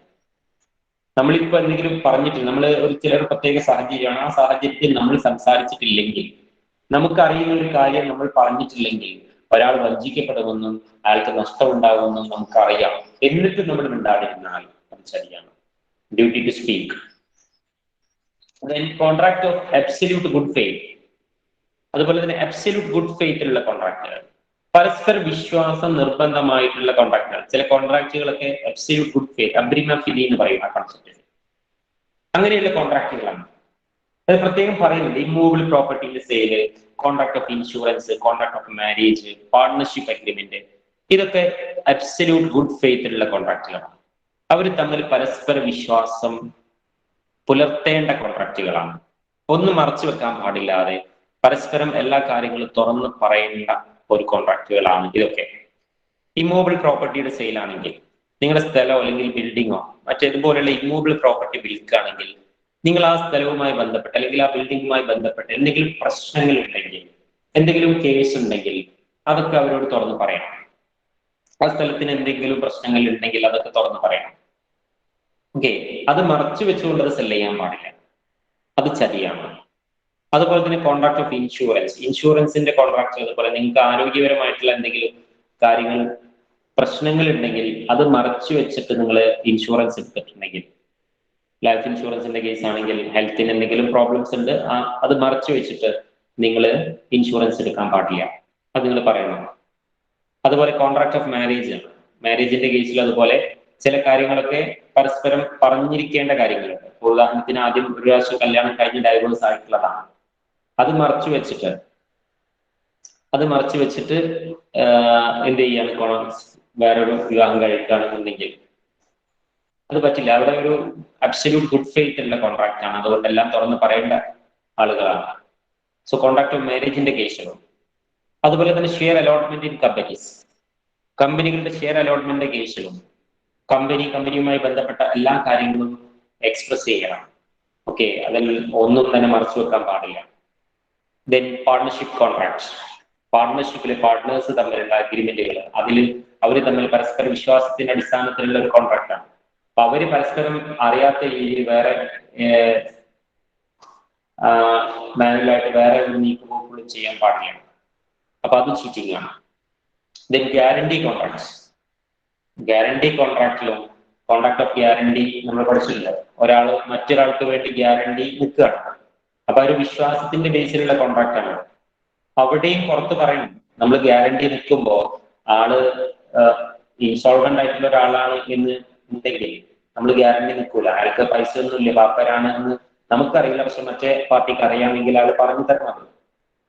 ഓക്കെ, അപ്പൊ ഗ്യാരണ്ടി കോൺട്രാക്ടിന്റെ കേസിലും അബ്സല്യൂട്ട് ഗുഡ് ഫെയ്ത്ത് നിർബന്ധമുള്ളതാണ്. അതുപോലെ കോൺട്രാക്ട് ഓഫ് ഫാമിലി സെറ്റിൽമെന്റ് കേസിലും പരസ്പര വിശ്വാസത്തിൽ അടിസ്ഥാനമായിട്ടുള്ള കോൺട്രാക്റ്റ് ആണ്. അവിടെയൊന്നും മറച്ചു വെക്കാൻ പാടില്ല. പുറത്ത് പറയേണ്ട കാര്യങ്ങൾ പറയണം. സൈലൻസ് ഫ്രോഡ് ആയിരിക്കും. ദെൻ കോൺട്രാക്ട് ബിറ്റ്വീൻ ഫിഡ്യൂഷ്യറി റിലേഷൻഷിപ്പിൽ ഉണ്ടാവുന്ന കോൺട്രാക്റ്റുകൾ. ഫിഡ്യൂഷ്യറി റിലേഷൻഷിപ്പ് എന്ന് പറയുമ്പോൾ parent and children, trustee and beneficiary, guardian and ward, solicitor and client, principal and agent. അപ്പൊ ഇവരൊക്കെ തമ്മിലുള്ള കോൺട്രാക്റ്റുകൾ പരസ്പര വിശ്വാസത്തിൽ അധിഷ്ഠിതമായിട്ടുള്ള കോൺട്രാക്റ്റുകളാണ്. അപ്പൊ അവര് പരസ്പരം കാര്യങ്ങൾ, പ്രധാനപ്പെട്ട കാര്യങ്ങളൊന്നും മറച്ചു വെക്കാൻ പാടില്ല. മറച്ചു വെച്ചിട്ടുണ്ടെങ്കിൽ അത് ചീറ്റിംഗ് ആണ്, ചതിയാണ്.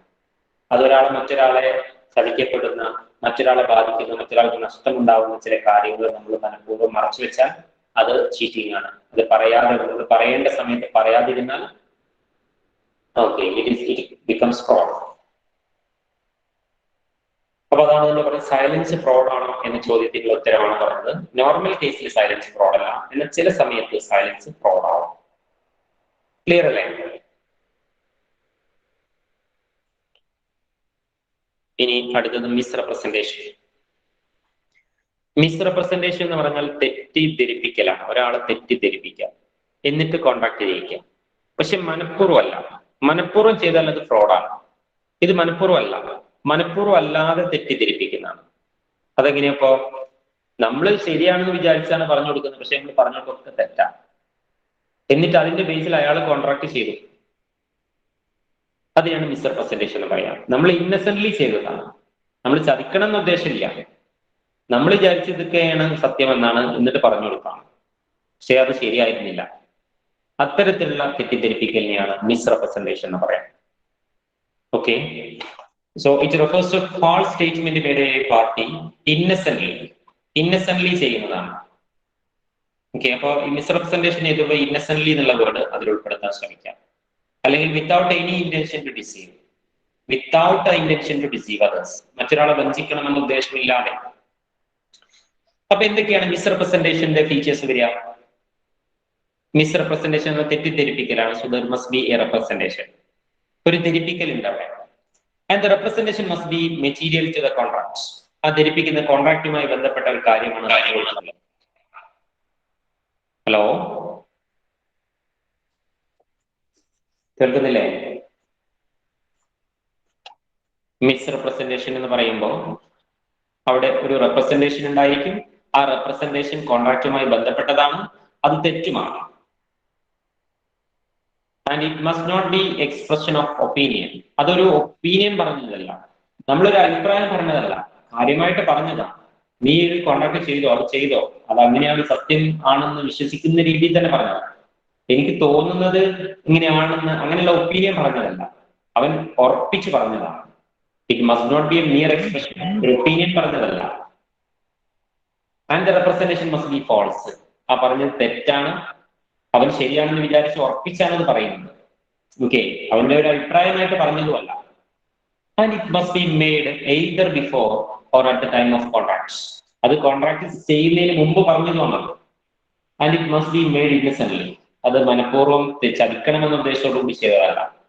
And it must be made to induce other party to enter in to contracts. ആ പറഞ്ഞ കാരണം കൊണ്ട്, ആ ഒരു ധാരണാവിഷയം കൊണ്ട് ഇയാൾ ഒരു കോൺട്രാക്റ്റുമായി സൈൻ ചെയ്തിട്ടുണ്ട്, ഒരു കോൺട്രാക്റ്റിൽ എൻ്റർ ചെയ്തിട്ടുണ്ട്. ഓക്കെ, അതിനെയാണ് മിസ്റെപ്രസെന്റേഷൻ എന്ന് പറയാം. അപ്പൊ മിസ്റെപ്രസെന്റേഷന്റെ ഫീച്ചേഴ്സ് എന്ന് പറഞ്ഞാൽ, ഒരാൾ മറ്റൊരാളെ തെറ്റിദ്ധരിപ്പിച്ചതാണ്, മനഃപൂർവ്വമല്ലാതെ തെറ്റിദ്ധരിപ്പിച്ചതാണ്, അതിന്റെ പേരിൽ അയാൾ ഒരു കോൺട്രാക്ട് സൈൻ ചെയ്തിട്ടുണ്ട്. അതിനെയാണ് മിസ്റെപ്രസെന്റേഷൻ എന്ന് പറയാം.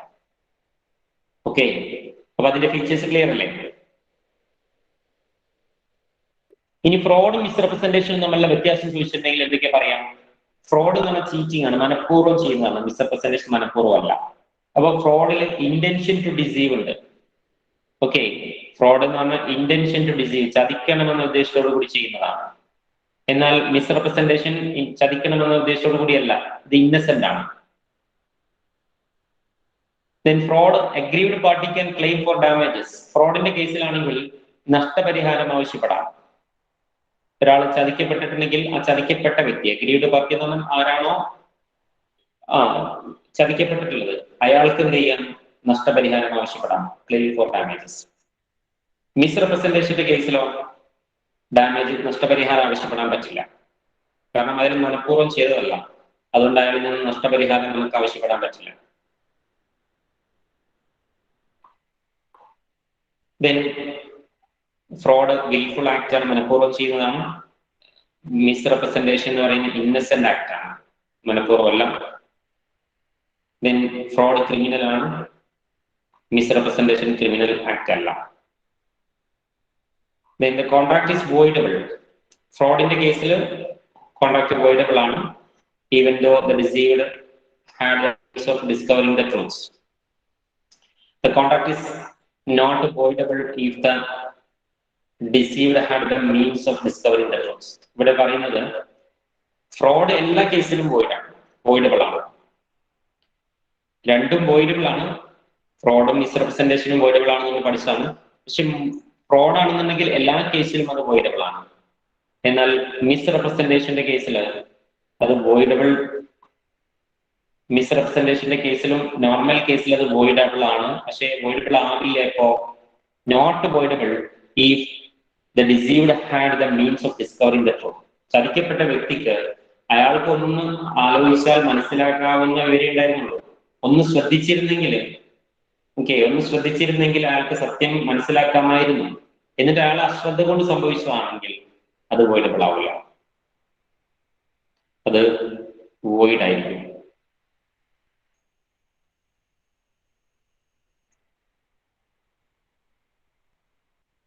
ദെൻ അടുത്ത മിസ്റ്റേക്ക് ആണ്. ഫ്രീ കൺസെന്റിൽ അവസാനമായിട്ട് നമ്മൾ ഡിസ്കസ് ചെയ്യുന്നത് mistake. Mistake may be defined as erroneous belief concerning something. Mistake എന്ന് പറഞ്ഞാൽ തെറ്റ് സംഭവിക്കുക, ആരും തെറ്റിദ്ധരിപ്പിച്ചതല്ല, നമുക്ക് തന്നെ തെറ്റ് സംഭവിക്കുന്നതാണ് മിസ്റ്റേക്ക്. നമ്മൾ സ്വയം തെറ്റിദ്ധരിച്ചതാണ് mistake. Mistake may be of two types.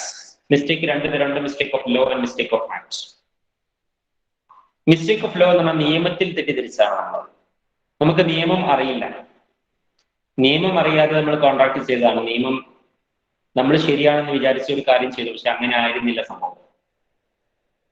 Okay, അങ്ങനെ സംഭവിച്ചാണെന്നുണ്ടെങ്കിൽ മിസ്റ്റേക്ക് ഓഫ് ഇന്ത്യൻ ലോ ആണെന്നുണ്ടെങ്കിൽ അതുകൊണ്ട് കോൺട്രാക്റ്റിനെ വോയിഡ് ആക്കാൻ പറ്റില്ല. കാരണം ഇന്ത്യൻ ലോ അറിയൽ ഇന്ത്യൻ പൗരന്റെ കടമയാണ്.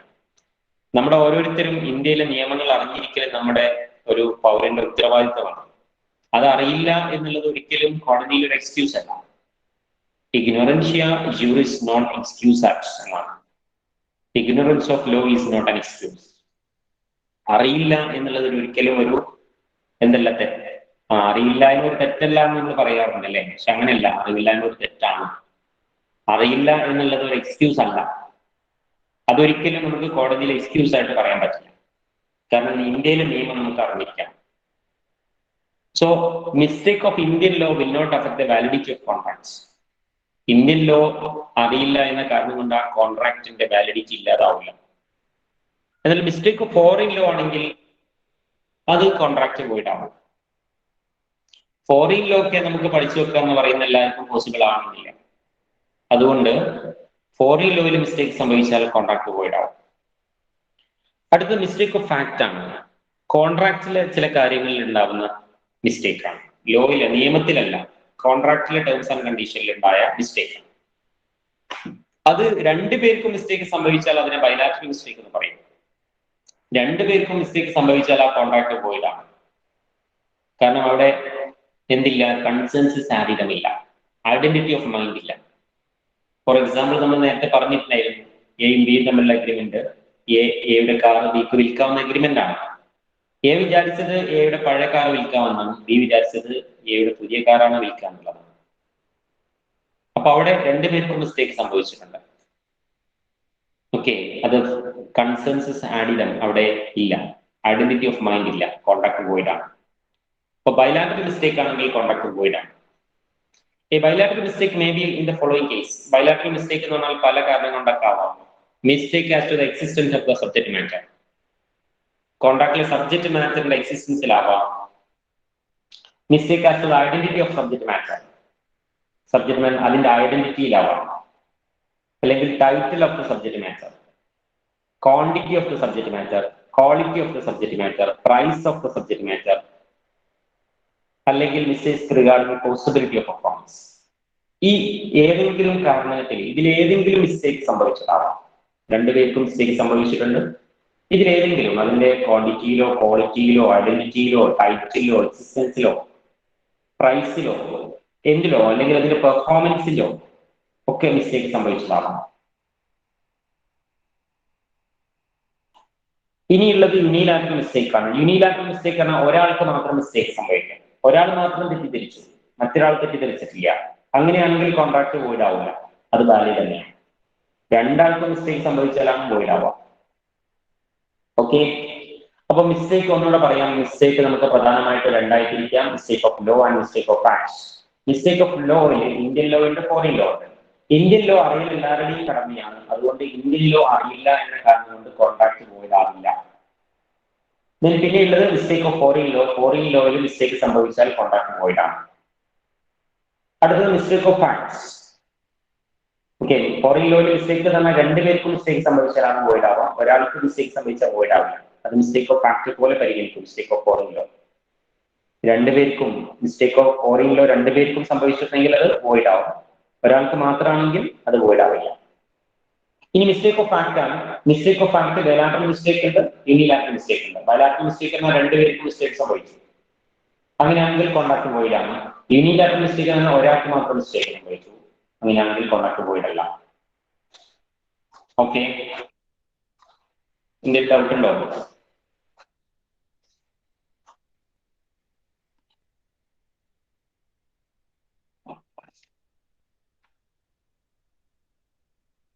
ഇനി അടുത്ത ചാപ്റ്റർ ഇതാണ്, legality of object and consideration എന്നുള്ളതാണ്. Consideration and object of an agreement is unlawful in the following cases. ഒരു കോൺട്രാക്റ്റിന്റെ കൺസിഡറേഷനും അതുപോലെ തന്നെ അതിന്റെ ഒബ്ജക്റ്റും, ഒരു കോൺട്രാക്ട് ചെയ്യുന്നതിന്റെ പർപ്പസ്, എന്ത് ലക്ഷ്യമാണോ അത്, അല്ലെങ്കിൽ അതിനുള്ള കൺസിഡറേഷൻ, ഇതൊക്കെ അൺലോഫുൾ ആണ് എന്ന് പറയപ്പെടുന്ന സാഹചര്യങ്ങൾ. ഏതൊക്കെ സാഹചര്യങ്ങളിലാണ് അൺലോഫുൾ ആണെന്ന് പറയാം? ഒന്ന്, if it is forbidden by law. Indian ലോയിൽ അത് വിലക്കിയിട്ടുള്ളതാണ്. ഇന്ത്യൻ പീനൽ കോഡിൽ തെറ്റാണെന്ന് പറഞ്ഞിട്ടുള്ള കാര്യമാണ്. It is forbidden by law and it defeats the provisions of any law. അല്ലെങ്കിൽ ഏതെങ്കിലും നിയമത്തിന്റെ പ്രൊവിഷൻസിനെ അത് ഭംഗപ്പെടുത്തുന്നുണ്ട്, ഡിഫീറ്റ് ചെയ്യുന്നുണ്ട്. ആൻഡ് ഇറ്റ് ഈസ് ഫ്രോഡുലന്റ്, അല്ലെങ്കിൽ അതിലൊരു ഫ്രോഡ് ഉണ്ട്, ചതിയുണ്ട്. It is injurious to any person or property, അല്ലെങ്കിൽ അത് ആരെങ്കിലും വ്രണപ്പെടുത്തുന്നുണ്ട്, മുറിവേൽപ്പിക്കുന്നുണ്ട്, അല്ലെങ്കിൽ ഏതെങ്കിലും പ്രോപ്പർട്ടിയെ മുറിവേൽപ്പിക്കുന്നുണ്ട്. ഓർ ഇറ്റ് ഈസ് ഇമ്മോറൽ, അത് അധാർമികമായിട്ടുള്ള കാര്യമാണ്. Or it is oppose to public policy, അല്ലെങ്കിൽ പബ്ലിക് പോളിസിക്ക് എതിരാണ്. പബ്ലിക് പോളിസിക്ക് എതിരാണെന്ന് പറയുമ്പോൾ അതിൽ വരുന്നതാണ് agreement with alien enemy, agreement to commit crime, agreement of champerty, agreement in restraint of legal proceedings, agreement in restraint of marriage, agreement in restraint of parental rights, agreement in restraint of personal liberty, agreement for marriage brokerage, agreement of restraint of trade, agreement to defraud creditors, agreement to create monopoly, agreement not to bid. ഇതൊക്കെ public പോളിസിക്ക് എതിരാണെന്ന് പ്രത്യേകം പറഞ്ഞിട്ടുള്ള കോൺട്രാക്റ്റുകളാണ്. അപ്പൊ ഈ chapter ചെറിയ ചാപ്റ്ററാണ്. ഇതിൽ പറയുന്നത് അഗ്രിമെന്റ് അൺലോഫുൾ ആണ്, അഗ്രിമെന്റ് ഒബ്ജക്റ്റ് അല്ലെങ്കിൽ കൺസിഡറേഷൻ അൺലോഫുൾ ആണെന്ന് പറയുന്ന സാഹചര്യങ്ങളാണ്. അത് പഠിച്ചു വെക്കുക. Forbidden by law, 2 defeat the provisions of any law, 3 fraudulent, injurious to any person, immoral and opposite to public policy. Opposite public policy നമ്മൾ വീണ്ടും തരംതിരിച്ചതൊക്കെ അഗ്രിമെന്റ് വിത്ത് അലീൻ എനിമി ആണ്, വിദേശ ശത്രുവുമായിട്ടുള്ള അഗ്രിമെന്റ്. അലീൻ എനിമി നമ്മൾ നേരത്തെ പറഞ്ഞതാണ്. ഇപ്പൊ ഇന്ത്യയും ചൈനയും തമ്മിൽ യുദ്ധമുണ്ടെങ്കിൽ ചൈനക്കാരനുമായിട്ടുള്ള അഗ്രിമെന്റ് അത് പബ്ലിക് പോളിസിക്ക് എതിരാണ്, അത് വോയിഡാണ്. പിന്നെയോ അഗ്രിമെന്റ് ടു കമ്മിറ്റ് ക്രൈം, ഒരു കുറ്റം, ഒരു ക്രിമിനൽ കാര്യം ചെയ്യാനുള്ള അഗ്രിമെന്റ് ആണ്, അതും വോയിഡാണ്.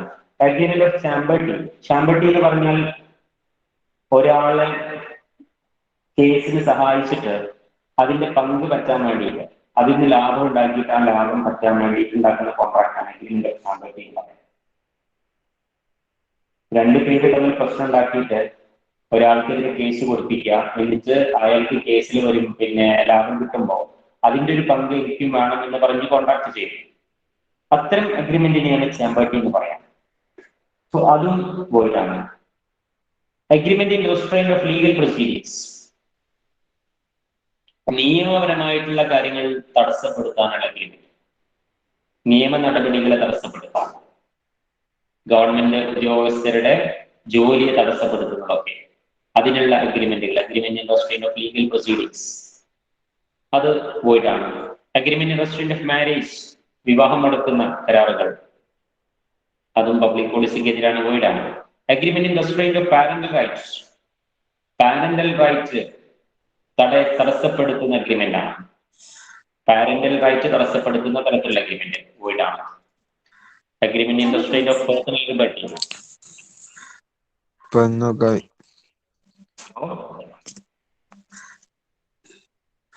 ഹലോ എന്തെങ്കിലും ഡൗട്ട് ഉണ്ടോ? Agreement in restraint of marriage, agreement in restraint of parental rights, അതുപോലെ തന്നെ agreement in restraint of personal liberty, നമ്മുടെ വ്യക്തി സ്വാതന്ത്ര്യത്തെ തടസ്സപ്പെടുത്തുന്ന അഗ്രിമെന്റുകൾ, അതും വോയിഡാണ്. അഗ്രിമെന്റ് ഫോർ മാരേജ് ബ്രോക്കറേജ്, കല്യാണ ബ്രോക്കറേജ്, അതും വോയിഡാണ്. Agreement in restraint of trade, കച്ചവടം മുടക്കുന്ന കരാറുകൾ, വോയിഡാണ്. അഗ്രിമെന്റ് ടു ഡിഫ്രോഡ് ക്രെഡിറ്റേഴ്സിനെ ചതിക്കാനുള്ള കോൺട്രാക്റ്റുകൾ, വോയിഡാണ്. Agreement to create monopoly create ചെയ്യാനുള്ള അഗ്രിമെന്റുകൾ, വോയിഡാണ്. അഗ്രിമെന്റ് നോട്ട് ടു ബിഡ്, ഒരു ലേലം വിളിക്കുന്ന സമയത്ത് ചില ആളുകൾ ചേർന്നിട്ട് ഒരു അഗ്രിമെന്റ് ഉണ്ടാക്കാണ്, ആരും വിളിക്കാതിരിക്കുക എന്ന് പറഞ്ഞിട്ട്, അങ്ങനെയുള്ള കരാറുകൾ, അതും വോയിഡാണ്. ഇനി അടുത്തത് വോയിഡ് അഗ്രിമെന്റ്സ്.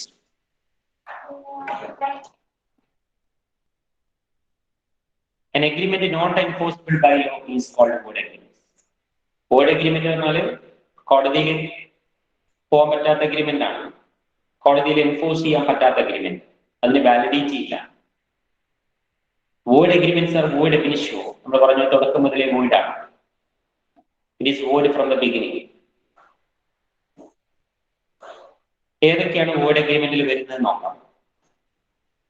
അഗ്രിമെന്റ് വിത്ത് ഇൻകോമ്പീറ്റന്റ് പാർട്ടീസ്, ഇൻകോമ്പീറ്റന്റ്, പ്രായപൂർത്തിയോ ബുദ്ധിയോ വകതിരിവോ ഇല്ലാത്ത അല്ലെങ്കിൽ പ്രത്യേക നിയമം വിലക്കിയ ആളുകളുമായിട്ടുള്ള കോൺട്രാക്ട് വോയിഡാണ്.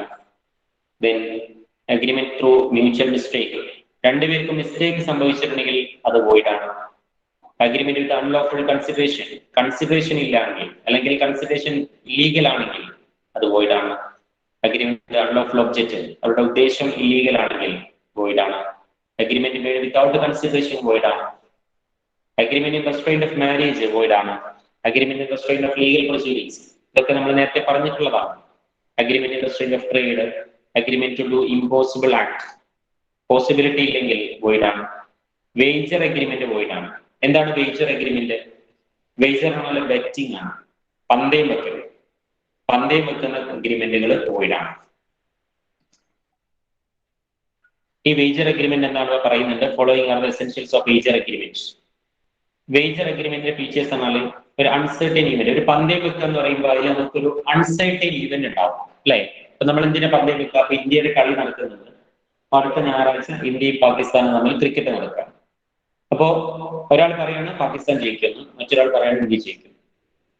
ഒരു അൺസർട്ടൻ ഈവന്റ് ആണ്, നമുക്ക് പറയാൻ പറ്റില്ല ആരാ ജയിക്കുക എന്നുള്ളത് നമ്മുടെ കൺട്രോളിലല്ല, അത് അൺസർട്ടൻ ആയിട്ടുള്ള ഒരു ഈവന്റ് ആണ്. Okay, mutual chance of gain or loss, രണ്ടുപേർക്കൂടെ സാധ്യതയുണ്ട്, ലാഭ നഷ്ടത്തിനുള്ള സാധ്യതയുണ്ട്. ഇന്ത്യ ജയിച്ചിട്ടുണ്ടെങ്കിൽ ഒരാൾക്ക് ക്യാഷ് കിട്ടും, പാകിസ്ഥാൻ ജയിച്ചിട്ടുണ്ടെങ്കിൽ മറ്റൊരാൾക്കും ക്യാഷ് കിട്ടും. അപ്പൊ mutual chance of gain or loss. Neither parties control over the events, ഈ രണ്ടാളുകൾക്കും ആ കളിയെ നിയന്ത്രിക്കാൻ കഴിയില്ല. അവരുടെ വിചാരിച്ചിട്ട് അവരുടെ ഒരു ശ്രമം നടത്തിയിട്ടും ആ കളിയെ നിയന്ത്രിക്കാൻ അവർക്ക് കഴിയില്ല, ആളെ ജയിപ്പിക്കാനോ തോൽപ്പിക്കാനുള്ള കപ്പാസിറ്റി അവർക്കില്ല. And no other interest in the events, വേറെ ഇൻട്രസ്റ്റ് ഒന്നും ഇത് മാത്രമേ അവർക്കുള്ളൂ, അല്ലാതെ വേറെ ഇൻട്രസ്റ്റ് ഒന്നും അതിലില്ല. പന്തയം എന്നുള്ള ഒരു ലക്ഷ്യം മാത്രമേ അവർക്കുള്ളൂ, വേറെ ഇൻട്രസ്റ്റ് ഒന്നും അതിലില്ല, അല്ലെങ്കിൽ അവരുടെ കൺട്രോൾ ആ കളിയിലില്ല. And promise to pay money or money's worth, അവിടെ പണമോ അല്ലെങ്കിൽ പണത്തിന്റെ മൂല്യമുള്ള ഒരു കാര്യം പരസ്പരം അങ്ങോട്ടും ഇങ്ങോട്ടും കൊടുക്കാനുള്ള പ്രോമിസ് ഉണ്ട്. ഓക്കെ, അങ്ങോട്ടും ഇങ്ങോട്ടും പരസ്പരം കൊടുക്കാനുള്ള ഒരു പ്രോമിസ്. അപ്പൊ ഇതാണ് വേജർ അഗ്രിമെന്റിന്റെ ഫീച്ചേഴ്സ്. ക്ലിയർ ആണോ? വേജർ അഗ്രിമെന്റ് എന്താണ്? വേജർ അഗ്രിമെന്റിന്റെ ഫീച്ചേഴ്സ് എന്തൊക്കെയാണെന്ന് മനസ്സിലായോ? അൺസർട്ടൻ ഇവന്റ് ആണ്, mutual chance of gain or loss, neither party control over the event, no other interest in the event, promise to pay money or money swap.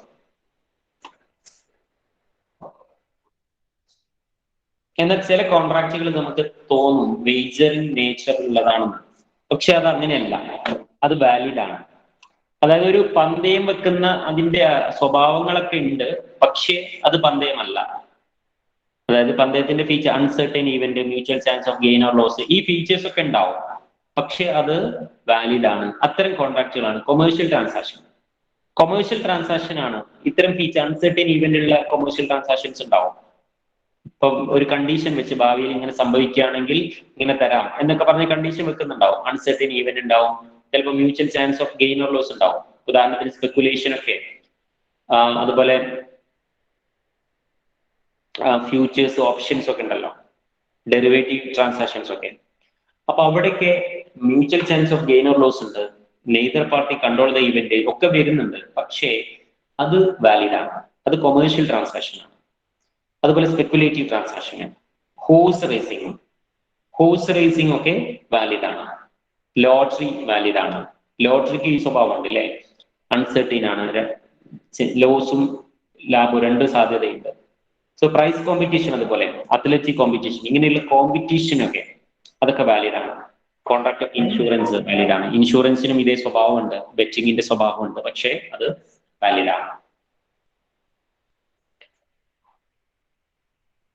Okay, എന്തെങ്കിലും doubt ഉണ്ടോ? എന്തെങ്കിലും doubt ഉണ്ടെങ്കിൽ ചോദിക്കാം. ഇനി അടുത്ത ചാപ്റ്റർ ആണ് contingent contract. Contingent contract എന്ന് പറഞ്ഞാൽ a contingent contract is one the performance of which depends upon the fulfillment of a particular condition. ഒരു കണ്ടീഷൻ സാറ്റിസ്ഫൈ ചെയ്താൽ പെർഫോം ചെയ്യുമെന്നുള്ള കോൺട്രാക്റ്റിനെയാണ് കണ്ടീജന്റ് കോൺട്രാക്ട്. ഒരു കണ്ടീഷൻ ഉണ്ടാവും. ഓക്കെ, സോ ഈ കണ്ടീഷൻ എന്നുള്ള term ഓർത്ത് വെക്കുക. കണ്ടീജന്റ് കണ്ടീഷൻ ഓർക്കൽപ്പല്ലേ, ഒരു കണ്ടീഷനോട് കൂടിയുള്ള കോൺട്രാക്ട് വിത്ത് കണ്ടീഷനാണ് കണ്ടീജന്റ് കോൺട്രാക്ട്. കണ്ടീജന്റ് കോൺട്രാക്റ്റിന്റെ ഫീച്ചേഴ്സ് എന്തൊക്കെയാ? Contingent contract, the performance depends upon a contingency. ഒരു കണ്ടിജൻസിയെ ഡിപ്പെൻഡ് ചെയ്തുകൊണ്ടിരിക്കും. ഒരു കണ്ടിജൻസി എന്ന് പറഞ്ഞാൽ ഒരു ഭാവിയിൽ ഒരു കാര്യം സംഭവിക്കുകയോ സംഭവിക്കാതിരിക്കുകയോ ചെയ്യുകയാണെങ്കിൽ പെർഫോം ചെയ്യാം എന്നൊരു കണ്ടീഷൻ ഉണ്ടാവും. And the event is uncertain. ആ ഈവന്റ് നമുക്ക് ഉറപ്പിച്ച് പറയാൻ പറ്റില്ല, സംഭവിക്കുമെന്ന് ഉറപ്പിക്കാൻ പറ്റില്ല, അതൊരു അൺസർട്ടൈൻ ആയിട്ടുള്ള ഈവന്റ് ആയിരിക്കും. And the uncertain event is collateral to the contract. അത് കോൺട്രാക്റ്റുമായിട്ട് കൊളാറ്ററൽ ആയിട്ടുള്ളതാണ്, കോൺട്രാക്റ്റുമായിട്ട് നിർബന്ധമുള്ള ഒരു കാര്യമാണ്. ഓക്കെ, അപ്പൊ അത്തരം കോൺട്രാക്റ്റിനാണ് നമ്മൾ കണ്ടീഷൻ കോൺട്രാക്ട് എന്ന് പറയാം. Then rules regarding performance of contingent contract. Okay, അത് നിങ്ങൾക്ക് വായിച്ചു നോക്കിയാൽ മതി ജസ്റ്റ് എന്താണ് റൂൾസ് എന്നുള്ളത്. ഇതിൽ ചോദിക്കാറുള്ളത്, സാധാരണ എക്സാമിന് ചോദിക്കാറുള്ളത് കണ്ടിജന്റ് എഗ്രിമെന്റും വേജറിംഗ് എഗ്രിമെന്റും തമ്മിലുള്ള വ്യത്യാസം ചോദിക്കാറുണ്ട്. കണ്ടിജന്റ് കോൺട്രാക്റ്റും വേജർ കോൺട്രാക്റ്റും തമ്മിലുള്ള വ്യത്യാസം. ഓക്കെ, അപ്പൊ അത് പഠിച്ചു വെക്കാം. കണ്ടിജന്റ് കോൺട്രാക്ട് വാലിഡ് ആണ്, വേജർ കോൺട്രാക്ട് വോയിഡ് ആണ്. വേജർ കോൺട്രാക്ട് എന്താണ്? വേജർ കോൺട്രാക്ട് എന്ന് പറഞ്ഞാൽ ബെറ്റിംഗ് ആണ്, പന്തയം വെക്കലാണ്, അത് വോയിഡ് ആണ്. എന്നാൽ കണ്ടിജന്റ് കോൺട്രാക്ട് വാലിഡ് ആണ്. And there is no reciprocal promise. Contingent കോൺട്രാക്റ്റില് റെസിപ്രോക്കൽ പ്രോമിസ് ഇല്ല. റെസിപ്രോക്കൽ പ്രോമിസ് എന്താ? വേജർ കോൺട്രാക്റ്റില് റെസിപ്രോക്കൽ പ്രോമിസ് ഉണ്ട് എന്ന് പറഞ്ഞാൽ അങ്ങോട്ടും ഇങ്ങോട്ടും പ്രോമിസ് ഉണ്ട് അല്ലേ? പന്തയം വെക്കുമ്പോൾ ഒരാൾ അങ്ങോട്ടും പ്രോമിസ് ചെയ്യുന്നുണ്ട്, മറ്റൊരാൾ ഇങ്ങോട്ടും പ്രോമിസ് ചെയ്യുന്നുണ്ട്. എന്നാൽ കണ്ടിജന്റ് കോൺട്രാക്റ്റില് റെസിപ്രോക്കൽ പ്രോമിസ് ഉണ്ടാവുന്നില്ല. There is no reciprocal promise. Then അടുത്തത് uncertain event is collateral or incidental. Contingent എഗ്രിമെന്റില് അൺസർട്ടൻ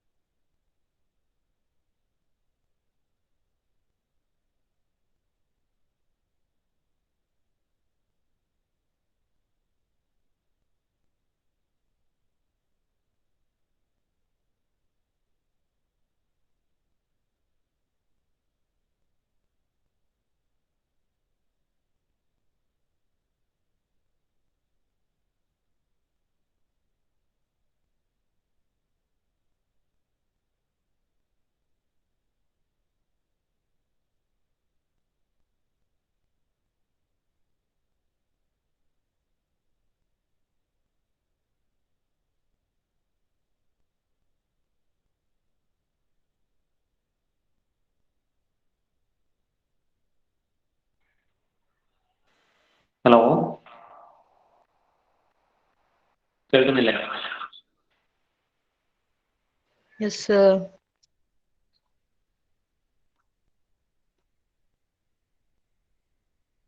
ഓക്കെ, സ്ക്രീൻ കാണുന്നുണ്ടോ നോക്കിയാ? സ്ക്രീൻ ക്ലിയർ അല്ലേ? Yes. ഓക്കെ, നമ്മൾ കണ്ടീജന്റ് അഗ്രിമെന്റും വേജർ അഗ്രിമെന്റും തമ്മിലുള്ള ഡിഫറൻസ് ആയിരുന്നു പറയുന്നത്. എത്രാമത്തെ പോയിന്റ് എത്തിയപ്പോഴാണ് സ്റ്റോപ്പ് ആയത്?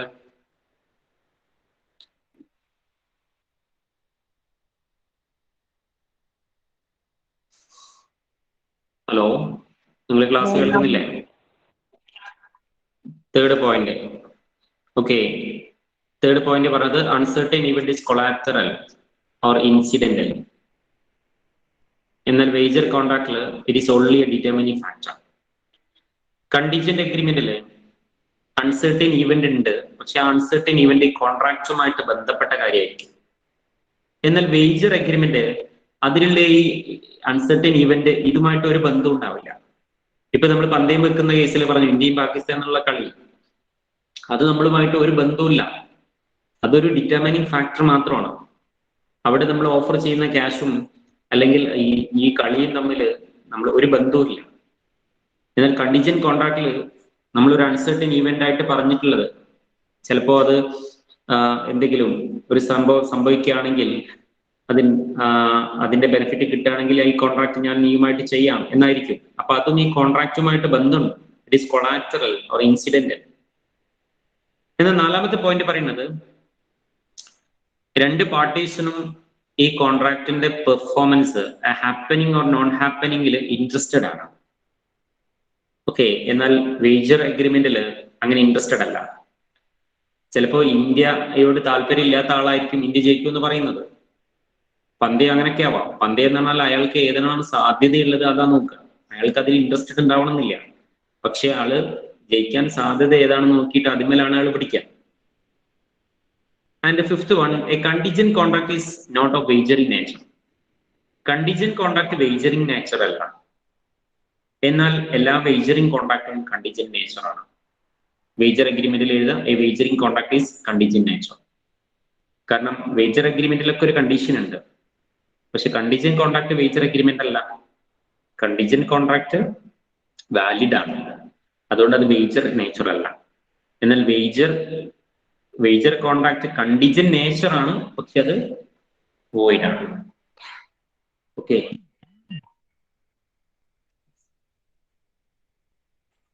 ഇനി കോസി കോൺട്രാക്ട് ആണ്. കോസി കോൺട്രാക്ട് നമ്മൾ നേരത്തെ പറഞ്ഞിരുന്നു. എന്താ കോസി കോൺട്രാക്ട് എന്ന് പറഞ്ഞാല്? കോസി കോൺട്രാക്ട് എന്ന് പറഞ്ഞാല് നിയമം ക്രിയേറ്റ് ചെയ്യുന്ന കോൺട്രാക്ട് ആണ്. ചില പ്രത്യേക സന്ദർഭങ്ങളിൽ നിയമം ചില വ്യക്തികൾക്കിടയിൽ ചില റൈറ്റ്സ് ആൻഡ് ഒബ്ലിഗേഷൻസ് ക്രിയേറ്റ് ചെയ്യും. അത്തരം കോൺട്രാക്ടിനെയാണ് കോസി കോൺട്രാക്ട് എന്ന് പറയാം. The obligation which is created and imposed by law in the absence of an agreement is called quasi contracts. ഒരു അഗ്രിമെന്റ്, രണ്ടാളുകൾ തമ്മിൽ അഗ്രിമെന്റ് ഒന്നും ഉണ്ടാവില്ല, പക്ഷെ അവർക്കിടയിൽ നിയമം ക്രിയേറ്റ് ചെയ്യുന്ന അഗ്രിമെന്റ് ആണ് കോസി കോൺട്രാക്ട്. അതിന്റെ ചില സാഹചര്യങ്ങൾ നമ്മൾ പറഞ്ഞിരുന്നു. അത് എന്തിനു വേണ്ടിയിട്ടാണെന്ന് വെച്ചാല് ഒരാളും മറ്റൊരാളുടെ പണം കൊണ്ട് മുതലാളിയാവണ്ട എന്നുള്ള ഒരു പ്രിൻസിപ്പിളിന്റെ ബേസിലാണ് കോസി കോൺട്രാക്ട് ഉണ്ടാകുന്നത്. ഉദാഹരണത്തിന്, നിങ്ങൾക്ക് വഴിയിൽ നിന്നൊരു എന്തെങ്കിലും വാല്യുബിൾ ആയിട്ടുള്ള ഐറ്റം വീണ് കിട്ടിയിട്ടുണ്ടെങ്കിൽ അത് നിങ്ങളുടെ സ്വന്തമല്ല, അത് അതിന്റെ ഉടമസ്ഥന്റേതാണ്. ഉടമസ്ഥനും നിങ്ങളും തമ്മിൽ ഒരു കോൺട്രാക്ട് ഉണ്ട്, അത് കോസി കോൺട്രാക്ട് ആണ്. അതിന്റെ ഉടമസ്ഥന് അത് കൊടുക്കേണ്ട ഉത്തരവാദിത്വം നിൽക്കുന്നുണ്ട്. അപ്പൊ അയാളുടെ പണം കൊണ്ട് നിങ്ങൾ എന്താവണ്ട, റിച്ച് ആവണ്ട എന്നുള്ള ഒരു ബേസ് ആണ് കോസി കോൺട്രാക്ട് എന്നുള്ളത്. So essential features of quasi contracts. Quasi കോൺട്രാക്ടിന്റെ ഫീച്ചേഴ്സ് എന്തൊക്കെയാണ്? Not a real contract. ഒരു റിയൽ കോൺട്രാക്ട് ഇല്ല, അത് ലീഗലി ക്രിയേറ്റ് ചെയ്യുന്ന, നിയമം ക്രിയേറ്റ് ചെയ്യുന്ന ഒരു കോൺട്രാക്ട് ആണ്. അവിടെ ഓഫർ ഇല്ല, അക്സെപ്റ്റൻസ് ഇല്ല, അഗ്രിമെന്റ് ഇല്ല. ആൻഡ് ഇമ്പോസ്ഡ് ബൈ ലോ, നിയമം ഇമ്പോസ് ചെയ്യുന്നതാണ്. ഇംപ്ലൈഡ് കോൺട്രാക്ട് ആണ്. കോസി കോൺട്രാക്ട് ഒക്കെ ഇംപ്ലൈഡ് കോൺട്രാക്ട് ആണ്, ഇവിടെ എക്സ്പ്രസ് ചെയ്യുന്നില്ല. ആൻഡ് നോ അഗ്രിമെന്റ്, അഗ്രിമെന്റ് ഇല്ല. It grants one person right and another person liability. ഒരാൾക്ക് റൈറ്റും ഒരാൾക്ക് ഒബ്ലിഗേഷനും ഒക്കെ അത് ക്രിയേറ്റ് ചെയ്യുന്നു. The right is available against the specific person and not against the world. ആ പേഴ്സണ് മാത്രമാണ് അതിന്റെ റൈറ്റ് കൊടുക്കുന്നത്, മൊത്തത്തിലുള്ള ജനങ്ങളോടല്ല. And the injured party can claim for compensation. Quasi contract പ്രകാരം ഇൻജുർഡ് പാർട്ടിക്ക് കോമ്പൻസേഷൻ ആവശ്യപ്പെടാം. കോസി കോൺട്രാക്ടിന്റെ ടൈപ്സ് ആണ് ഇനി പറയുന്നത്. കോസി കോൺട്രാക്റ്റിൽ നമ്മൾ ഒന്ന് പറഞ്ഞത് ക്ലെയിം ഫോർ നെസസറി സപ്ലൈ. ഇത് ഏത് കേസിലാണ് ക്ലെയിം ഫോർ നെസസറി സപ്ലൈ ആയിട്ട് നമ്മൾ ഡിസ്കസ് ചെയ്തത്? കോൺട്രാക്ട് വിത്ത് മൈനറുടെ കേസിൽ അല്ലെ? മൈനറുമായിട്ടുള്ള എഗ്രിമെന്റില് മൈനറുടെ ലാബിലിറ്റി ആയിട്ട് പഠിച്ചതാണ് minor is liable for necessary supply to him. Okay, അവിടെ എന്തെങ്കിലും എഗ്രിമെന്റ് ഉണ്ടാക്കിയിട്ടുണ്ടോ? ഒരു മൈനർ ആയിട്ടുള്ള ഒരാൾക്ക് സംരക്ഷണം നൽകുന്ന ഒരാള്, അയാളുടെ നെസസറീസ്, അയാളുടെ ഭക്ഷണം, വസ്ത്രം, പാർപ്പിടം, വിദ്യാഭ്യാസം എല്ലാ ചെലവുകളും വഹിക്കുന്നുണ്ട്. അയാൾ ഒരു എഗ്രിമെന്റും ഈ മൈനറുമായിട്ട് ഉണ്ടാക്കിയിട്ടില്ല, അതൊക്കെ തിരിച്ചു തരണമെന്ന് പറഞ്ഞിട്ടില്ല. എങ്കിൽ പോലും നിയമം അവിടെ ഒരു എഗ്രിമെന്റ് ഉണ്ടാക്കിയിട്ടുണ്ട്. അത് തിരിച്ചു കൊടുക്കല് ഈ മൈനറുടെ പ്രോപ്പർട്ടിയുടെ ഉത്തരവാദിത്വമാണ്. Minor is not personally liable, but his property is liable. Okay, അത് ഒരു കോസി കോൺട്രാക്ട്. രണ്ടാമത്തത് reimbursement of payment made by an interested person. ഒരു ഇൻട്രസ്റ്റഡ് പേഴ്സൺ പേയ്മെന്റ് നടത്തിയിട്ടുണ്ടെങ്കിൽ അത് റീഇംബേഴ്സ് ചെയ്യാന്നുള്ളത്, അവിടെയും കോസി കോൺട്രാക്ട് വരുന്നത്. ഫോർ എക്സാമ്പിൾ, നിങ്ങളൊരു വാടക വീട്ടിൽ താമസിക്കാം. വാടക വീട്ടിൽ താമസിക്കുമ്പോൾ ആ വീടിന്റെ വാടക നിങ്ങൾ അടയ്ക്കുന്നുണ്ട്. പക്ഷേ അതിന്റെ മറ്റുള്ള ബില്ലുകളൊക്കെ, ഗവൺമെന്റിൽ അടയ്ക്കേണ്ട ടാക്സും മറ്റു കാര്യങ്ങളൊക്കെ അടയ്ക്കേണ്ടത് ആരുടെ കടമയാണ്? അതിന്റെ ഓണറുടെ കടമയാണ്. അതിന്റെ ഇലക്ട്രിസിറ്റി ബില്ല് അത് കരാറിൽ പറഞ്ഞിട്ടില്ലെങ്കിൽ അതൊക്കെ ഓണർ അടയ്ക്കേണ്ടത്. അതിന്റെ ഗവൺമെന്റിൽ അടയ്ക്കേണ്ട ടാക്സ്, ആ വീടുമായി ബന്ധപ്പെട്ട മറ്റു എക്സ്പെൻസുകളൊക്കെ ഓണറുടെ കടമയാണ്. പക്ഷെ ഓണർ അത് ചെയ്യുന്നില്ല. അങ്ങനെ ചെയ്യാത്തത് കൊണ്ട് ആ വീട് ജപ്തി ചെയ്യാൻ വരികയാണ്. വീട് ജപ്തി ചെയ്യാൻ വരുമ്പോ അതിന്റെ താമസക്കാരൻ, അവിടെ വാടകയ്ക്ക് താമസിക്കുന്ന ആള്, നിങ്ങൾ എന്ത് ചെയ്തു? അതിന്റെ പേയ്മെന്റ് ഒക്കെ അടച്ചു. അങ്ങനെ നിങ്ങൾ അടച്ചിട്ടുണ്ടെങ്കിൽ നിങ്ങൾ അവിടുത്തെ ഒരു ഇൻട്രസ്റ്റഡ് പേഴ്സൺ ആണ്, ആ അവിടെ വാടകയ്ക്ക് താമസിക്കുന്ന വ്യക്തിയാണ്. അതുകൊണ്ട് നിങ്ങൾ നടത്തിയ ആ പേയ്മെന്റ് ഓണർക്ക് വേണ്ടി നടത്തിയ പേയ്മെന്റ് ആണ്. അത് ഓണർ അടച്ചിട്ടില്ലെങ്കിൽ ആ വീട് ജപ്തി ചെയ്ത് പോകും. അതുകൊണ്ടാണ് നിങ്ങൾ അടച്ചത്. ആ പൈസ നിങ്ങൾക്ക് ഓണറിൽ നിന്ന് ഈടാക്കാൻ പറ്റും. ഓക്കെ, അവിടെ ഒരു കോൺട്രാക്ട് ഉണ്ട്. അവിടെ നിങ്ങളും ഓണറുമായിട്ട് ഒരു അഗ്രിമെന്റ് അവിടെ ചെയ്തിട്ടുണ്ട്. അത് തിരിച്ചു തരല് ഓണറുടെ കടമയാണ്. So it is a quasi contract. അടുത്തത് option C, obligation to pay for the benefit enjoyed from a non-gratuitous act. ഒരാൾ നോൺ ഗ്രാറ്റുവിറ്റസ് ആയിട്ട്, നോൺ ഗ്രാറ്റുവിറ്റസ് എന്ന് പറഞ്ഞാൽ പ്രതിഫലം പ്രതീക്ഷിച്ചു കൊണ്ടാണ്. ഗ്രാറ്റുവിറ്റസ് എന്ന് പറഞ്ഞാൽ ഫ്രീ ആയിട്ടാണ്. നോൺ ഗ്രാറ്റുവിറ്റസ് എന്ന് പറഞ്ഞാൽ ഫ്രീ അല്ലാതെ പ്രതിഫലം പ്രതീക്ഷിച്ച് ഒരാൾ നിങ്ങൾക്ക് ഒരു സഹായം ചെയ്തു തന്നു. നിങ്ങൾക്കൊരു സഹായം ചെയ്തു തന്നു, പ്രതിഫലം പ്രതീക്ഷിച്ചുകൊണ്ട് ചെയ്തു തന്നാണ്. അതിന്റെ ബെനിഫിറ്റ് നിങ്ങൾ എൻജോയ് ചെയ്യുകയും ചെയ്തു. ഉദാഹരണത്തിന്, നിങ്ങൾ എയർപോർട്ടിൽ ഇറങ്ങിയപ്പോ നിങ്ങളുടെ ലഗേജ് പോർട്ടർ വന്നിട്ട് നിങ്ങളുടെ വണ്ടിയിലേക്ക് എടുത്തുകൊണ്ട് വെച്ചു. ഒരുപാട് ലഗേജ് ഉണ്ട്, എല്ലാം പോർട്ടർ വന്നിട്ട് നിങ്ങളുടെ വാഹനത്തിലേക്ക് കൊണ്ടുപോയി വെച്ചിട്ടുണ്ട്. അയാൾ അതിന് പ്രതിഫലം പ്രതീക്ഷിക്കുന്നുണ്ടോ? ഉണ്ട് അല്ലേ? അവർ പ്രതിഫലം പ്രതീക്ഷിക്കുന്നുണ്ട്. നിങ്ങൾക്കും അതറിയാം അവർ പ്രതിഫലം പ്രതീക്ഷിക്കുന്നുണ്ട്. പക്ഷെ നിങ്ങൾ അയാളോട് പറഞ്ഞിട്ടില്ല കൊണ്ടുവെക്കാൻ, നിങ്ങൾ ആവശ്യപ്പെടാതെ കൊണ്ടുവച്ചതാണ്. നിങ്ങളത് വിലക്കിയതുമില്ല. ഇനി നിങ്ങൾക്ക് പറയാൻ പറ്റില്ല, ഞാൻ എന്നോട് ചോദിച്ചിട്ടല്ല കൊണ്ടുവച്ചത്, ഞാൻ പൈസ തരില്ല എന്ന് പറയാൻ പറ്റില്ല. കാരണം അവിടെ നിങ്ങളും അയാളുമായിട്ട് അവരുടെ എഗ്രിമെന്റ് ഉണ്ടായിട്ടുണ്ട്, നിയമം അവിടെ ക്രിയേറ്റ് ചെയ്തിട്ടുണ്ട്. അയാൾ ചെയ്ത ഒരു സേവനത്തിന്റെ ബെനിഫിറ്റ് നിങ്ങൾ എൻജോയ് ചെയ്തിട്ടുണ്ട്. അതുകൊണ്ട് പൈസ കൊടുക്കൽ നിങ്ങളുടെ ഉത്തരവാദിത്വമാണ്. അല്ലെങ്കിൽ നിങ്ങൾക്ക് പറയായിരുന്നു, എന്റെ സാധനം ഞാൻ തന്നെ കൊണ്ടുപോകാം, നിങ്ങളുടെ സഹായം ആവശ്യമില്ല എന്ന് പറയാമായിരുന്നു. പക്ഷെ അത് ചെയ്യാത്തത് കൊണ്ട് നിങ്ങൾ അത് കൊടുക്കണം. സോ അവിടെ ഒരു കോൺട്രാക്ട്, നിങ്ങളും അയാളുമായിട്ടുള്ള കോൺട്രാക്ട് ഒരു കോസി കോൺട്രാക്ട് ആണ്. അടുത്തത് responsibility of finder of lost goods. അത് നമ്മൾ പറഞ്ഞു, വഴിയിൽ നിന്ന് നിങ്ങൾക്ക് എന്തെങ്കിലും വസ്തു വീട് കിട്ടി, അപ്പൊ അതിന്റെ ഓണറും നിങ്ങളും തമ്മിൽ ഒരു കരാറുണ്ട്, ഒരു കോൺട്രാക്ട് ഉണ്ട്. ആ വസ്തു നിങ്ങൾ കയ്യിലെടുത്തതോടുകൂടി ആ കോൺട്രാക്ട് അവിടെ ഫോം ചെയ്ത് കഴിഞ്ഞു. ഇനി നിങ്ങൾക്ക് അത് അവിടെ ഇടാൻ പറ്റില്ല. അതിന്റെ ഓണറെ കണ്ടെത്താൻ ശ്രമിക്കണം. ആളെ കണ്ടെത്തിയിട്ട് അയാൾക്കത് കൊടുക്കണം. അത് വസ്തുക്കേട് കൂടാതെ സൂക്ഷിക്കണം. ഇങ്ങനെ ചില ഉത്തരവാദിത്തങ്ങളുണ്ട്. അതുപോലെ അത് സൂക്ഷിക്കാൻ എന്തെങ്കിലും ചെലവായിട്ടുണ്ടെങ്കിൽ അത് അയാളിൽ നിന്ന് ഈടാക്കാൻ പറ്റും. So responsibility of finder of lost goods, അതും കോസി കോൺട്രാക്റ്റിൽ വരുന്നതാണ്. അതുപോലെ money paid or things delivered by mistake. നിങ്ങൾ ആള് മാറി എന്തെങ്കിലും സാധനങ്ങൾ കൊടുത്തു, അഡ്രസ്സ് മാറിയിട്ടാണ് കൊണ്ടു കൊടുത്തത്, സാധനം കൊണ്ടുകൊടുത്തത്. അപ്പൊ അയാള് അഡ്രസ്സ് മാറി കിട്ടിയിട്ടുള്ള ആള്, ആ കിട്ടിയിട്ടുള്ള ആൾക്ക് അത് ഉപയോഗിക്കാൻ പറ്റൂല. അയാളത് ഉടമസ്ഥനെ ഏൽപ്പിക്കണം, അല്ലെങ്കിൽ ആരാണോ അവിടെ കൊണ്ടുവന്നിട്ടുള്ള അയാളെ വിളിച്ചിട്ട് കാര്യം പറയണം. അവിടെ അവർ തമ്മിൽ അഗ്രിമെന്റ് ഒന്നും ഇല്ലെങ്കിലും നിയമം അവർക്കിടയിൽ ഒരു അഗ്രിമെന്റ് ക്രിയേറ്റ് ചെയ്തു, അത് തിരിച്ചു കൊടുക്കണം. അവർക്കിടയിൽ ചില റൈറ്റ്സ് ആൻഡ് ഒബ്ലിഗേഷൻസ് ഒക്കെ ഉണ്ട്.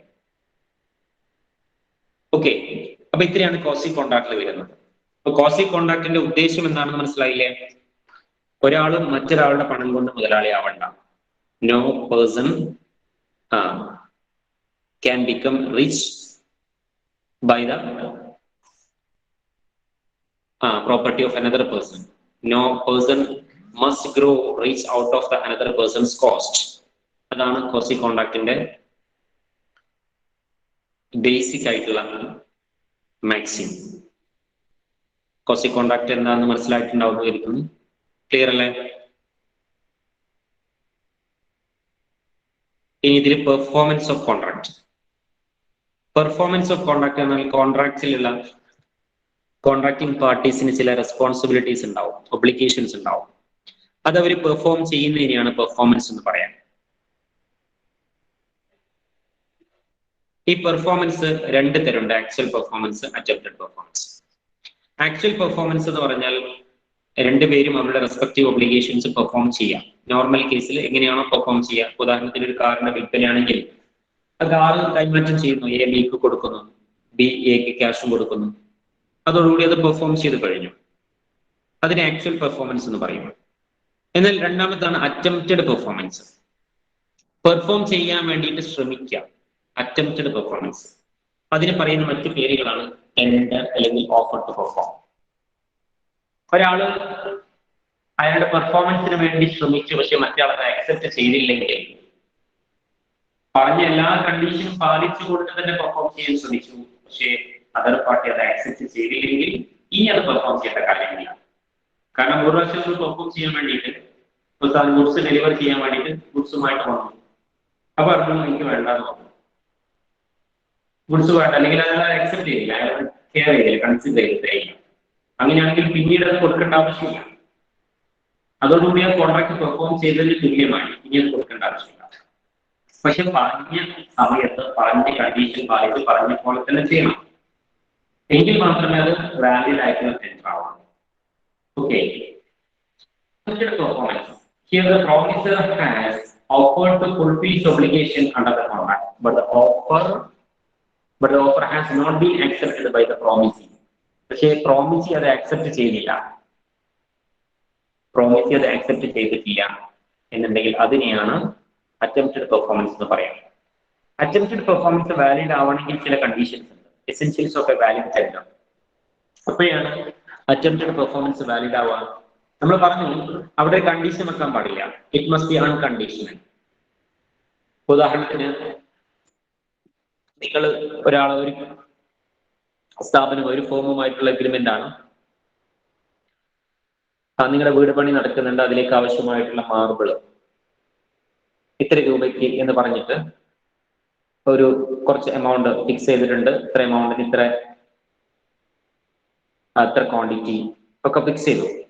ഇന്ന ഡേറ്റിൽ ഇന്ന സ്ഥലത്ത് വീട് പണി നടക്കുന്ന സ്ഥലത്ത് ഇന്ന ഡേറ്റിൽ എത്തിക്കാം എന്ന അഗ്രിമെന്റ് അവർ നൽകിയിട്ടുണ്ട്. അവർ ഡെലിവർ ചെയ്യാമെന്ന് പറഞ്ഞിട്ടുണ്ട്. പറഞ്ഞ സമയത്ത് അവർ ഡെലിവർ ചെയ്യാൻ വേണ്ടി വന്നു, എല്ലാ സാധനങ്ങളും ഉണ്ട്, പറഞ്ഞ എല്ലാ കണ്ടീഷൻ പോലെ എല്ലാ കാര്യങ്ങളും ഉണ്ട്, നമ്മൾ പറഞ്ഞ ഓർഡർ ചെയ്ത സാധനങ്ങൾ തന്നെയാണ്. ഓക്കെ, ഒരു കണ്ടീഷനും അവർ വെച്ചിട്ടില്ല, അൺകണ്ടീഷണൽ ആണ്.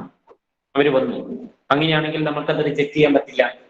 അവിടെ വരുമ്പോൾ അത് ആക്സെപ്റ്റ് ചെയ്യണം. റിജക്ട് ചെയ്താൽ പിന്നെ നമുക്കത് തരാൻ പറ്റില്ല. നമ്മൾ പൈസ കൊടുക്കണം, പക്ഷെ കൊടുത്ത പൈസ അവര് തിരിച്ചു തരേണ്ട ആവശ്യമില്ല, കാരണം നമ്മൾ കോൺട്രാക്ട് ബ്രീച്ച് ചെയ്തതാണ്. It must B unconditional and it must be made at the proper time. പറഞ്ഞ സമയത്ത് തന്നെ, നമ്മൾ പറഞ്ഞിരുന്ന സമയത്ത്, നമ്മുടെ വീട് പണിയൊക്കെ കഴിഞ്ഞതിന് ശേഷമാണ് കൊണ്ടുവരുന്നുണ്ടെങ്കിൽ വാങ്ങണ്ട, നമ്മൾ പറഞ്ഞ സമയത്ത് തന്നെ എത്തിച്ചിട്ടുണ്ടെന്നുണ്ടെങ്കിൽ അത് ആക്സെപ്റ്റ് ചെയ്യണം. It must be made at the proper place. പറഞ്ഞ സ്ഥലത്ത്, നമ്മൾ പറഞ്ഞ സ്ഥലത്താണ് അവർ കൊണ്ടുവന്നിട്ടുള്ളത്, പറഞ്ഞ സ്ഥലത്ത് കൊണ്ടുവന്നിട്ടില്ല, അവർ വേറെ എവിടെ കൊണ്ടുപോയിട്ട് ഇവിടെ ഒന്ന് എടുത്തുണ്ടോ പറഞ്ഞു, അത് നമ്മൾ ആക്സെപ്റ്റ് ചെയ്യേണ്ട ആവശ്യമില്ല. It must be made within proper form. പറഞ്ഞ രീതിയിൽ തന്നെ കൊണ്ടുവരണം. നമ്മൾ ഏത് രീതിയിൽ കൊണ്ടുവരണം പറഞ്ഞിട്ടുണ്ടോ ആ രീതിയിൽ തന്നെ കൊണ്ടുവന്നിട്ടുണ്ടെങ്കിൽ അത് ആക്സെപ്റ്റ് ചെയ്യണം. It must be made to the proper person. നമ്മൾ പറഞ്ഞ് ഇന്ന വ്യക്തിയെ ഏൽപ്പിക്കണം എന്ന് പറഞ്ഞിട്ടുണ്ടെങ്കിൽ ആ വ്യക്തിയെ തന്നെ ഏൽപ്പിക്കണം. And it should be in respect of the whole obligation. അത് മൊത്തം ഉണ്ടാവണം. നമ്മൾ പറഞ്ഞ് മൊത്തമായിട്ട് കൊണ്ടുവരുന്നതാണ്. പക്ഷെ അവർ കുറേശ്ശെ ഇൻസ്റ്റാൾമെന്റ് ആയിട്ടാണ് തരുന്നത്. കുറച്ചിപ്പോ തരാം, ബാക്കി അടുത്ത ആഴ്ച തരാം, പിന്നെ അടുത്ത ആഴ്ച തരാം, അങ്ങനെ പറയുകയാണെന്നുണ്ടെങ്കിൽ നമുക്ക് ആക്സെപ്റ്റ് ചെയ്യേണ്ട ആവശ്യമില്ല. Reasonable opportunity to inspect. അവർ കൊണ്ടുവന്ന് ഇറക്കുന്ന സാധനം നമുക്ക് പരിശോധിക്കാൻ സമ്മതിക്കണം. പെട്ടിയിലാക്കിയിട്ട് ബോക്സ് ആയിട്ട് തരികയാണ്, പൈസ തന്നെങ്കിലേ അവർക്ക് തുറന്നു നോക്കാൻ പറ്റുള്ളൂ. പൈസ തന്നു കഴിഞ്ഞിട്ട് അവർ പോയിട്ടേ തുറന്നു നോക്കാൻ പറ്റുള്ളൂ എന്ന് പറയുകയാണെങ്കിൽ അത് അക്സെപ്റ്റ് ചെയ്യേണ്ട ആവശ്യമില്ല. Reasonable opportunity must be given to inspect. Okay. And the person making a tender must be able and willing to perform his obligation. A tender നൽകുന്ന ആള്, അതായത് ആ സാധനമായിട്ട് വരുന്ന ആള് വരുന്നുണ്ട് എന്ന് പറഞ്ഞു വിളിച്ചു, പക്ഷെ അയാൾക്ക് അതിനുള്ള കപ്പാസിറ്റി, അതിനുള്ള വില്ലിങ്നെസ് ഉണ്ടാവണം. എങ്കിൽ മാത്രമേ അത് വാലിഡ് ആവൂ. സോ ഒരു വാലിഡ് ടെൻഡറിന്റെ എസെൻഷ്യൽ ഫീച്ചേഴ്സ് ആണ് നമ്മൾ ഡിസ്കസ് ചെയ്തത്. ക്ലിയർ ആണോ? നമ്മൾ ഡിസ്കസ് ചെയ്തത് പെർഫോമൻസ് ഓഫ് കോൺട്രാക്ട് ആണ്. ഒരു കോൺട്രാക്ട് പെർഫോം ചെയ്യുന്നത് നോർമൽ കേസിൽ ആക്ച്വൽ പെർഫോമൻസിലൂടെ കോൺട്രാക്ട് പെർഫോം ചെയ്യും. അതുപോലെ അറ്റംപ്റ്റഡ് പെർഫോമൻസിലൂടെ. അറ്റംപ്റ്റഡ് പെർഫോമൻസ് എന്ന പെർഫോമൻസിന് വേണ്ടി ശ്രമം നടത്തി എതിർ പാർട്ടി ഓഫറി അത് അക്സെപ്റ്റ് ചെയ്തില്ല, അതായത് പ്രോമിസി അത് അക്സെപ്റ്റ് ചെയ്തില്ല, അതിനെയാണ് അറ്റംപ്റ്റഡ് പെർഫോമൻസ് എന്ന് പറയാം. അത് പെർഫോം ചെയ്തതിന് തുല്യമാണ്. അതിന്റെ സ്പെഷ്യൽ ഫീച്ചേഴ്സ് നമ്മൾ പറഞ്ഞു. എപ്പോഴാണ് ഒരു ടെൻഡർ വാലിഡ് ആവുക, ഒരു ഓഫർ ടു പെർഫോം വാലിഡ് ആവുന്നത് എപ്പോഴാണ്, അതിന്റെ ഫീച്ചേഴ്സ് ആണ് ഡിസ്കസ് ചെയ്തത്. ഇനി ആർക്കൊക്കെ ഒരു കോൺട്രാക്ട് പെർഫോം ചെയ്യാം, ആർക്കൊക്കെ പെർഫോമൻസ് ഡിമാൻഡ് ചെയ്യാം എന്നുകൂടെ ഈ ചാപ്റ്ററിൽ പറയുന്നുണ്ട്. Who may perform the contracts. ആർക്കൊക്കെ കോൺട്രാക്ട് പെർഫോം ചെയ്യാം? പ്രോമിസ് ചെയ്ത ആൾക്ക് പെർഫോം ചെയ്യാം, ദ പ്രോമിസർ ക്യാൻ പെർഫോം. അതുപോലെ അയാളുടെ ലീഗൽ റെപ്രസെന്റേറ്റീവിന് പെർഫോം ചെയ്യാം, അയാൾ ഇല്ലെങ്കിൽ അയാളുടെ ലീഗൽ റെപ്രസെന്റേറ്റീവിന് പെർഫോം ചെയ്യാം, അയാളുടെ ഏജന്റിന് പെർഫോം ചെയ്യാം, തേർഡ് പേഴ്സണും പെർഫോം ചെയ്യാം. പ്രോമിസർ ഏൽപ്പിച്ചിട്ടുണ്ടെന്നുണ്ടെങ്കിൽ തേർഡ് പേഴ്സൺ പെർഫോം ചെയ്യും. If the promisee accept the performance, promisee performance accept ചെയ്യുകയാണെന്നുണ്ടെങ്കിൽ തേർഡ് പേഴ്സണും അത് ആക്സെപ്റ്റ് ചെയ്യാം, പെർഫോം ചെയ്യാം.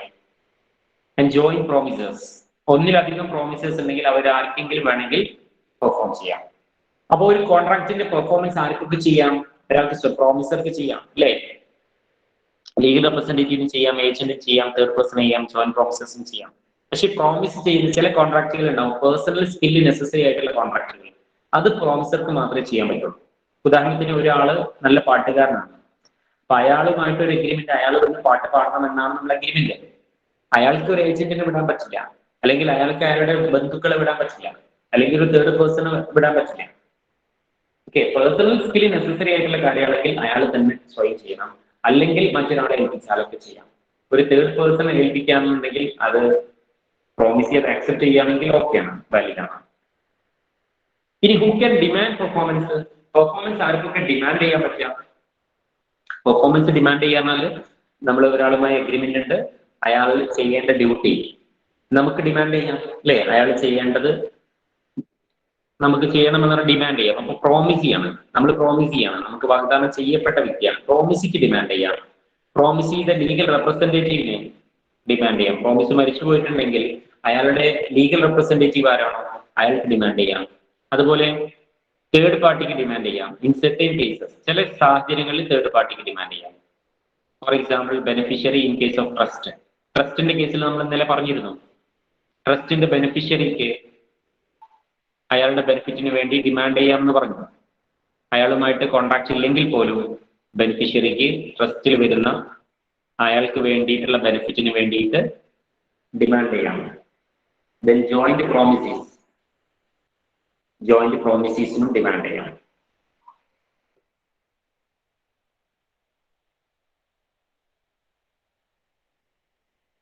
ഇനി ഇതിൽ ഡിസ്ചാർജ് ഓഫ് കോൺട്രാക്ട് ആണ്. കോൺട്രാക്ട് ഡിസ്ചാർജ് ചെയ്യുക എന്ന് പറഞ്ഞാൽ കോൺട്രാക്ട് ടെർമിനേറ്റ് ചെയ്യലാണ്. രണ്ടാളുകൾ തമ്മിലുള്ള കോൺട്രാക്ട് ടെർമിനേറ്റ് ചെയ്യുന്നതിനാണ് ഡിസ്ചാർജ് ഓഫ് കോൺട്രാക്ട് എന്ന് പറയുന്നത്. എപ്പോഴാണ് കോൺട്രാക്ട് ഡിസ്ചാർജ് ആവുക? കോൺട്രാക്ട് ഇല്ലാതെയാവുക. ആ കോൺട്രാക്ട് ചെയ്ത് കഴിഞ്ഞു കഴിഞ്ഞാൽ അതില്ലാതാവും, അല്ലേ? ഒന്ന് ബൈ പെർഫോമൻസ്, പെർഫോമൻസിലൂടെ കോൺട്രാക്ട് ഡിസ്ചാർജ് ആവും. പെർഫോമൻസ് രണ്ട് രീതിയിലുണ്ട്, നമ്മൾ കഴിഞ്ഞ ചാപ്റ്ററിൽ പഠിച്ചു, അല്ലേ? ആക്ച്വൽ പെർഫോമൻസും അറ്റംപ്റ്റഡ് പെർഫോമൻസും. അതുപോലെ ബൈ എഗ്രിമെന്റ്, എഗ്രിമെന്റിലൂടെ കോൺട്രാക്ട് ഡിസ്ചാർജ് ആവും. രണ്ടുപേരും ചേർന്ന് തീരുമാനിക്കുകയാണ് ഇനി കോൺട്രാക്ട് റിസൈൻ ചെയ്യാമെന്ന് തീരുമാനിക്കുകയാണെങ്കിൽ അങ്ങനെ കോൺട്രാക്ട് ഡിസ്ചാർജ് ആവും. അതിന് റെസിഷൻ എന്നാ പറയാം. അല്ലെങ്കിൽ ഈ കോൺട്രാക്ട് നമുക്ക് പുതുക്കാം, നൊവേഷൻ പുതുക്കുകയാണെന്നുണ്ടെങ്കിൽ ആദ്യത്തെ കോൺട്രാക്ട് ഡിസ്ചാർജ് ആയി, പുതിയ കോൺട്രാക്ട് വന്നു. ഓക്കെ, അപ്പൊ ബൈ അഗ്രിമെന്റിലൂടെ എന്തൊക്കെ വരുന്നത്? ഒന്ന് നൊവേഷൻ ആണ്. നൊവേഷൻ എന്ന് പറഞ്ഞാൽ കോൺട്രാക്ട് പുതുക്കുക. New contract is substituted for existing contract. ആദ്യത്തെ കോൺട്രാക്ട് എന്ത് ചെയ്തു? ആദ്യത്തെ കോൺട്രാക്ട് ഡിസ്ചാർജ് ചെയ്തു, പുതിയ കോൺട്രാക്ട് ഉണ്ടായി. ദെൻ റെസിഷൻ. റെസിഷൻ എന്ന് പറഞ്ഞാൽ ആ കോൺട്രാക്ട് റിസൈൻ ചെയ്യാം, ക്യാൻസൽ ചെയ്യാം. അതോടുകൂടി ആ കോൺട്രാക്ട് ഡിസ്ചാർജ് ആയി. Then alteration. കോൺട്രാക്റ്റിൽ ചില മാറ്റങ്ങൾ വരുത്താം, അതാണ് ആൾട്ടറേഷൻ. ടേംസ് ആൻഡ് കണ്ടീഷനിലൊക്കെ ചില മാറ്റങ്ങൾ വരുന്നതാണ് ആൾട്ടറേഷൻ. അങ്ങനെ ആൾട്ടറേഷൻ ചെയ്ത് കഴിഞ്ഞാൽ അവിടെ നിന്നോട്ടുള്ളത് പുതിയ കോൺട്രാക്ട് ആണ്, പഴയ കോൺട്രാക്ട് ഡിസ്ചാർജ് ആയി. Then remission. റെമിഷൻ എന്ന് പറഞ്ഞാൽ നമുക്ക് കിട്ടാനുള്ളത് നമ്മൾ ഡിസ്കൗണ്ട് ചെയ്ത് കൊടുക്കുന്നതാണ് റെമിഷൻ. അപ്പൊ നമുക്ക് 1,00,000 രൂപ കിട്ടാനുണ്ട്, നമ്മൾ പറയാണ് ഇപ്പോ ഒന്നിച്ച് തരികയാണെങ്കിൽ ഒരു 50,000 തന്നാൽ അതിൽ ഞാൻ സാറ്റിസ്ഫൈ ചെയ്യാം, ബാക്കി നീ തരണ്ട. ഓക്കെ, അതാണ് റെമിഷൻ എന്ന് പറഞ്ഞാൽ. Acceptance of a lesser sum than what was contract. Contract ചെയ്തതിനേക്കാൾ കുറച്ച് അക്സെപ്റ്റ് ചെയ്തിട്ട് full satisfaction, with full satisfaction, അതിനാണ് റെമിഷൻ എന്ന് പറയാം. ഓക്കെ, അതോടുകൂടി ആ ബാക്കിയുള്ള 50,000ത്തിന്റെ കോൺട്രാക്ട് എന്തായി? അത് ഡിസ്ചാർജ് ആയി. അപ്പൊ മൊത്തം കോൺട്രാക്ടോട് ഡിസ്ചാർജ് ആയി. Then waiver. വേവർ എന്ന് പറഞ്ഞാൽ നമ്മൾ വേണ്ടാന്ന് വെക്കാം, നീ തരാനുള്ള പൈസ എനിക്ക് തരണ്ട എന്ന് പറഞ്ഞാൽ ആ കോൺട്രാക്ട് ഡിസ്ചാർജ് ആയി. Then Accord and satisfaction. Accord and satisfaction എന്ന് പറഞ്ഞാൽ acceptance of any other satisfaction that the performance originally agreed. നമ്മൾ ഒറിജിനലി അഗ്രി ചെയ്ത കാര്യമല്ല അവർ ചെയ്തത്, വേറെന്തോ ഒരു കാര്യം സഹായം ചെയ്തപ്പോ അപ്പൊ നീ എനിക്ക് അതിന് വേണ്ടി തരാനുള്ള പൈസ ഇനി തരണ്ട, നീ ഈ ഒരു ഉപകാരം ചെയ്തതല്ലോ അത് മതി എന്ന് പറഞ്ഞാൽ അതിനാണ് അക്കോർഡ് ആൻഡ് സാറ്റിസ്ഫാക്ഷൻ എന്ന് പറയുന്നത്. നമ്മൾ അഗ്രി ചെയ്ത കാര്യമല്ല, മറ്റെന്തെങ്കിലും ഒരു കാര്യം അയാൾ ചെയ്തു തന്നിട്ടുണ്ടെങ്കിൽ അതുകൊണ്ട് നമ്മൾ സാറ്റിസ്ഫൈഡ് ആവാം, എന്നിട്ട് മറ്റത് നമ്മൾ പൊരുത്തപ്പെട്ടു കൊടുക്കാം. അതിനാണ് അക്കോർഡ് ആൻഡ് സാറ്റിസ്ഫാക്ഷൻ എന്ന് പറയാം. അപ്പൊ അഗ്രിമെന്റിലൂടെ കോൺട്രാക്ട് ഡിസ്ചാർജ് ആവും. അതുപോലെ ബൈ ലാപ്സ് ഓഫ് ടൈം. കാലാവധി കഴിഞ്ഞു, കോൺട്രാക്ടിന്റെ കാലാവധി കഴിഞ്ഞു. 1 വർഷത്തേക്കാണ് കോൺട്രാക്ട് സൈൻ ചെയ്തതെങ്കിൽ അത് കാലാവധി കഴിഞ്ഞാൽ ആ കോൺട്രാക്ട് ഡിസ്ചാർജ് ആവും. By operation of law. ചില നിയമപരമായിട്ടുള്ള കാരണങ്ങളെ കൊണ്ട് കോൺട്രാക്ട് ഡിസ്ചാർജ് ആവും. അതെന്തൊക്കെയാ വരികയാണ്? മരണം, ഡെത്ത്. കോൺട്രാക്ടിംഗ് പാർട്ടീസ് മരിച്ചു, ആരെങ്കിലും ഒരാൾ മരിച്ചു കഴിഞ്ഞാൽ കോൺട്രാക്ട് ഡിസ്ചാർജ് ആവും. ഇൻസോൾവൻസി, അല്ലെങ്കിൽ ഇൻസോൾവെന്റ് ആയി, പൈസ തരാനുള്ള ആൾ ഇൻസോൾവെന്റ് ആയി കഴിഞ്ഞാൽ പിന്നെ അയാൾക്ക് നിയമപരമായിട്ടുള്ള ഒന്നും നടക്കൂല, ഇൻസോൾവെന്റ് ആയിട്ട് പ്രഖ്യാപിച്ചു കഴിഞ്ഞാൽ. അതുപോലെ അൺഓതറൈസ്ഡ് മെറ്റീരിയൽ ചേഞ്ച്. രണ്ടാളുകൾ തമ്മിലുള്ള കോൺട്രാക്റ്റിൽ ഒരാള് മെറ്റീരിയൽ ആയിട്ട് ചേഞ്ച് വരുത്തി, കോൺട്രാക്റ്റിൽ ചില മറ്റാളുടെ സമ്മതമില്ലാതെ അൺഓതറൈസ്ഡ് ആയിട്ട് മെറ്റീരിയൽ ചേഞ്ച് വരുത്തി കഴിഞ്ഞാൽ മറ്റേ പാർട്ടിക്ക് ഇനി അതിൽ ഉത്തരവാദിത്വമില്ല. Okay, then merger. രണ്ട് മെർജറാണ്. മെർജർ എന്ന് പറഞ്ഞാൽ 2 ഫേമുകൾ അല്ലെങ്കിൽ 2 കമ്പനികൾ ഒന്നിച്ച് ചേരുമ്പോൾ നിലവിൽ ഉണ്ടായിരുന്ന അഗ്രിമെന്റ് എന്തായി? അത് ഡിസ്ചാർജ് ആയി, പുതിയത് വന്നു. Impossibility of performance. Performance impossible ആവുന്ന കേസ്, പെർഫോമൻസ് നടക്കാതെ വരുന്ന കേസ്, അവിടെയും ആ കോൺട്രാക്ട് ഡിസ്ചാർജ് ആവും. ബൈ ഇമ്പോസിബിലിറ്റി ഓഫ് പെർഫോമൻസ് വേറെ പോയിന്റ് ആയിട്ട് കൊടുത്തത് ബൈ ബ്രീച്ച് ഓഫ് കോൺട്രാക്ട്. ഒരാൾ കോൺട്രാക്ട് ബ്രീച്ച് ചെയ്തു, കോൺട്രാക്ട് പെർഫോം ചെയ്യേണ്ട രീതിയിൽ പെർഫോം ചെയ്തില്ല, വീഴ്ച വരുത്തി, അതോടുകൂടി ആ കോൺട്രാക്ട് ഡിസ്ചാർജ് ആവും. സോ നമ്മൾ ഡിസ്കസ് ചെയ്യുന്നത് ഡിസ്ചാർജ് ഓഫ് കോൺട്രാക്ട്. എങ്ങനെയൊക്കെയാണ് കോൺട്രാക്ട് ടെർമിനേറ്റ് ആവുന്നത്, കോൺട്രാക്ട് ഇല്ലാതെയാവുന്നത്? അത് പെർഫോമൻസിലൂടെ കോൺട്രാക്ട് അവസാനിക്കും, അഗ്രിമെന്റുകളിലൂടെ, പലതരത്തിലുള്ള അഗ്രിമെന്റുകളിലൂടെ അവസാനിക്കും. നൊവേഷൻ ആവാം, റെസിഷൻ ആവാം, ആൾട്ടറേഷൻ ആവാം, റെമിഷൻ ആവാം, വേവർ ആവാം, അക്കോർഡ് ആൻഡ് സാറ്റിസ്ഫാക്ഷൻ ആവാം. അതുപോലെ കാലാവധി കഴിഞ്ഞാൽ കോൺട്രാക്ട് അവസാനിക്കും. പിന്നെ by operation of law, death, insolvency, unauthorised material change, merger, impossibility of performance, breach of contract. ഇത്തരം രീതികളിലൂടെ കോൺട്രാക്ട് ഇല്ലാതെയാവും. ഇനി കോൺട്രാക്ട് പിന്നീട് ഇമ്പോസിബിലിറ്റി ഓഫ് പെർഫോമൻസിലൂടെ കോൺട്രാക്ട് ഡിസ്ചാർജ് ചെയ്യാൻ, കോൺട്രാക്ട് പെർഫോം ചെയ്യാൻ പറ്റാതെ വരുന്നതിനെയാണ് ഡോക്ട്രിൻ ഓഫ് ഫ്രസ്ട്രേഷൻ എന്ന് പറയാം. ഡോക്ട്രിൻ ഓഫ് ഫ്രസ്ട്രേഷൻ എന്ന് പറഞ്ഞാൽ കോൺട്രാക്ട് പെർഫോം ചെയ്യാൻ കഴിയാതെ വരികയാണ്, ഇമ്പോസിബിൾ ആവുന്ന ഡോക്ട്രിൻ ഓഫ് ഫ്രസ്ട്രേഷൻ, അല്ലെങ്കിൽ ഡോക്ട്രിൻ ഓഫ് സൂപ്പർവീൻ ഇമ്പോസിബിലിറ്റി എന്ന് പറയാം. അത് നിയമത്തിൽ എന്തെങ്കിലും മാറ്റം വന്നതാവാം, അല്ലെങ്കിൽ ഒരാള് സബ്ജക്റ്റ് മാറ്റർ നഷ്ടപ്പെട്ടു പോകുന്നതാവാം, ഒരാൾ മരിച്ചു പോകുന്നതാവാം, അല്ലെങ്കിൽ ഇൻസാനിറ്റി വരുന്നതാവാം, ബുദ്ധി നഷ്ടപ്പെട്ടു പോകുന്നതാവാം, അല്ലെങ്കിൽ യുദ്ധം വരുന്നതാവാം. ഇങ്ങനെ പല കാരണങ്ങളെ കൊണ്ട് കോൺട്രാക്ട് പെർഫോം ചെയ്യാൻ പറ്റാതെ വരുന്നതിനെയാണ് ഡോക്ട്രിൻ ഓഫ് ഫ്രസ്ട്രേഷൻ അങ്ങനെ കോൺട്രാക്ട് വോയിഡ് ആവുന്നതിനെയാണ് ഡോക്ട്രിൻ ഓഫ് ഫ്രസ്ട്രേഷൻ എന്ന് പറയാം, അല്ലെങ്കിൽ സൂപ്പർവീനിങ് ഇമ്പോസിബിലിറ്റി എന്ന് പറയാം. ഓക്കെ. എന്നാൽ ചില കാരണങ്ങളെ കൊണ്ട് കോൺട്രാക്ട് പെർഫോം ചെയ്യാൻ പറ്റിയില്ലെങ്കിൽ അത് ഡോക്ട്രിൻ ഓഫ് ഫ്രസ്ട്രേഷന്റെ കേസിൽ വരില്ല. അതേതൊക്കെയാണ്? Difficulty of performance, commercial impossibility, impossibility due to failure of the person, strike, lockout, failure of one of the object, പിന്നെ self induced impossibility, discharge by breach. ഇങ്ങനെയുള്ള കാര്യങ്ങളെ കൊണ്ടൊക്കെ ഇമ്പോസിബിലിറ്റി വന്നാലും അത് ഡോക്ട്രിൻ ഓഫ് ഫ്രസ്ട്രേഷൻ എന്ന കാറ്റഗറിയിൽ വരില്ല. ഇനി ഇതില് വരുന്ന അടുത്ത ചാപ്റ്ററാണ് breach of contract and remedies. Contract of Indian contract act എന്നുള്ള ഭാഗത്ത് വരുന്ന അവസാനത്തെ ചാപ്റ്ററാണിത്.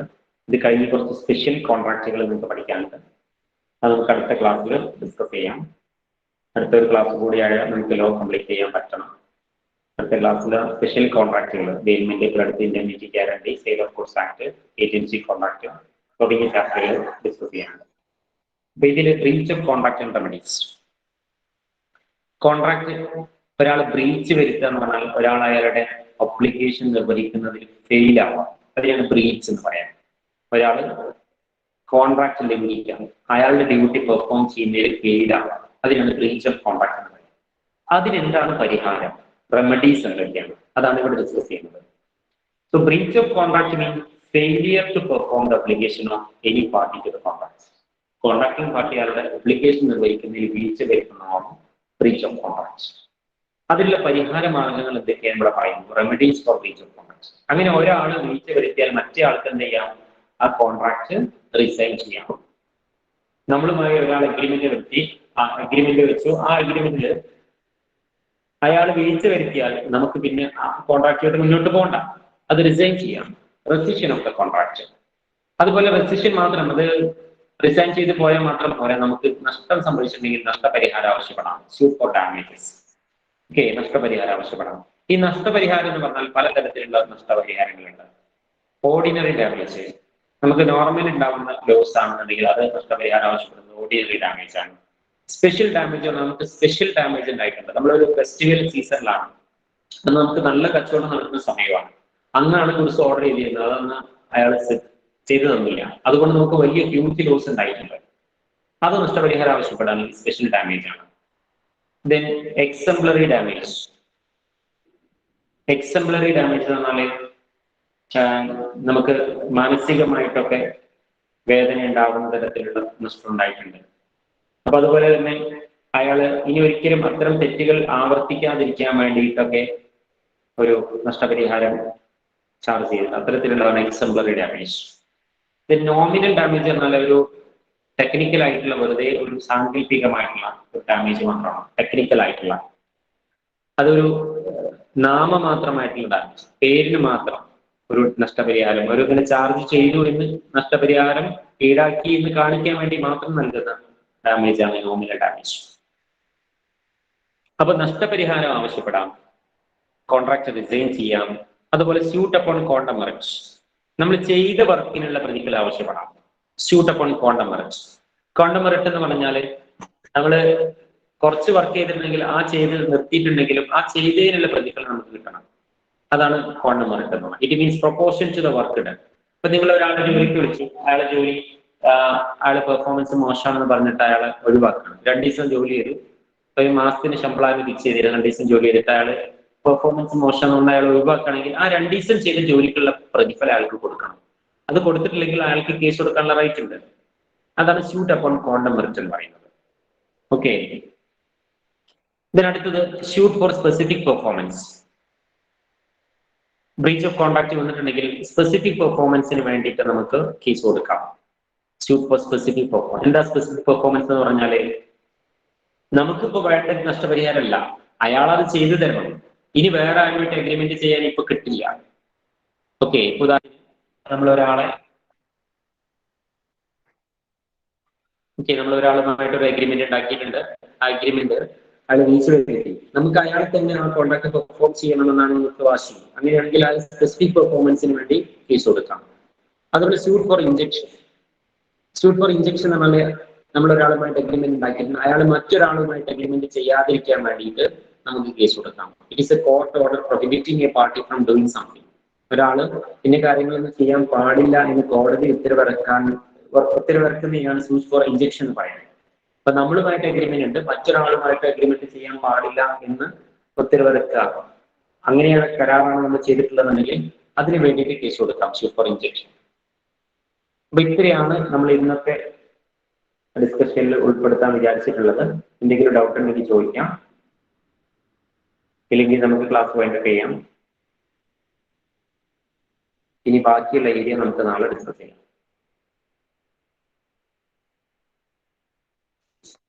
എന്തെങ്കിലും ഡൗട്ട് ഉണ്ടോ?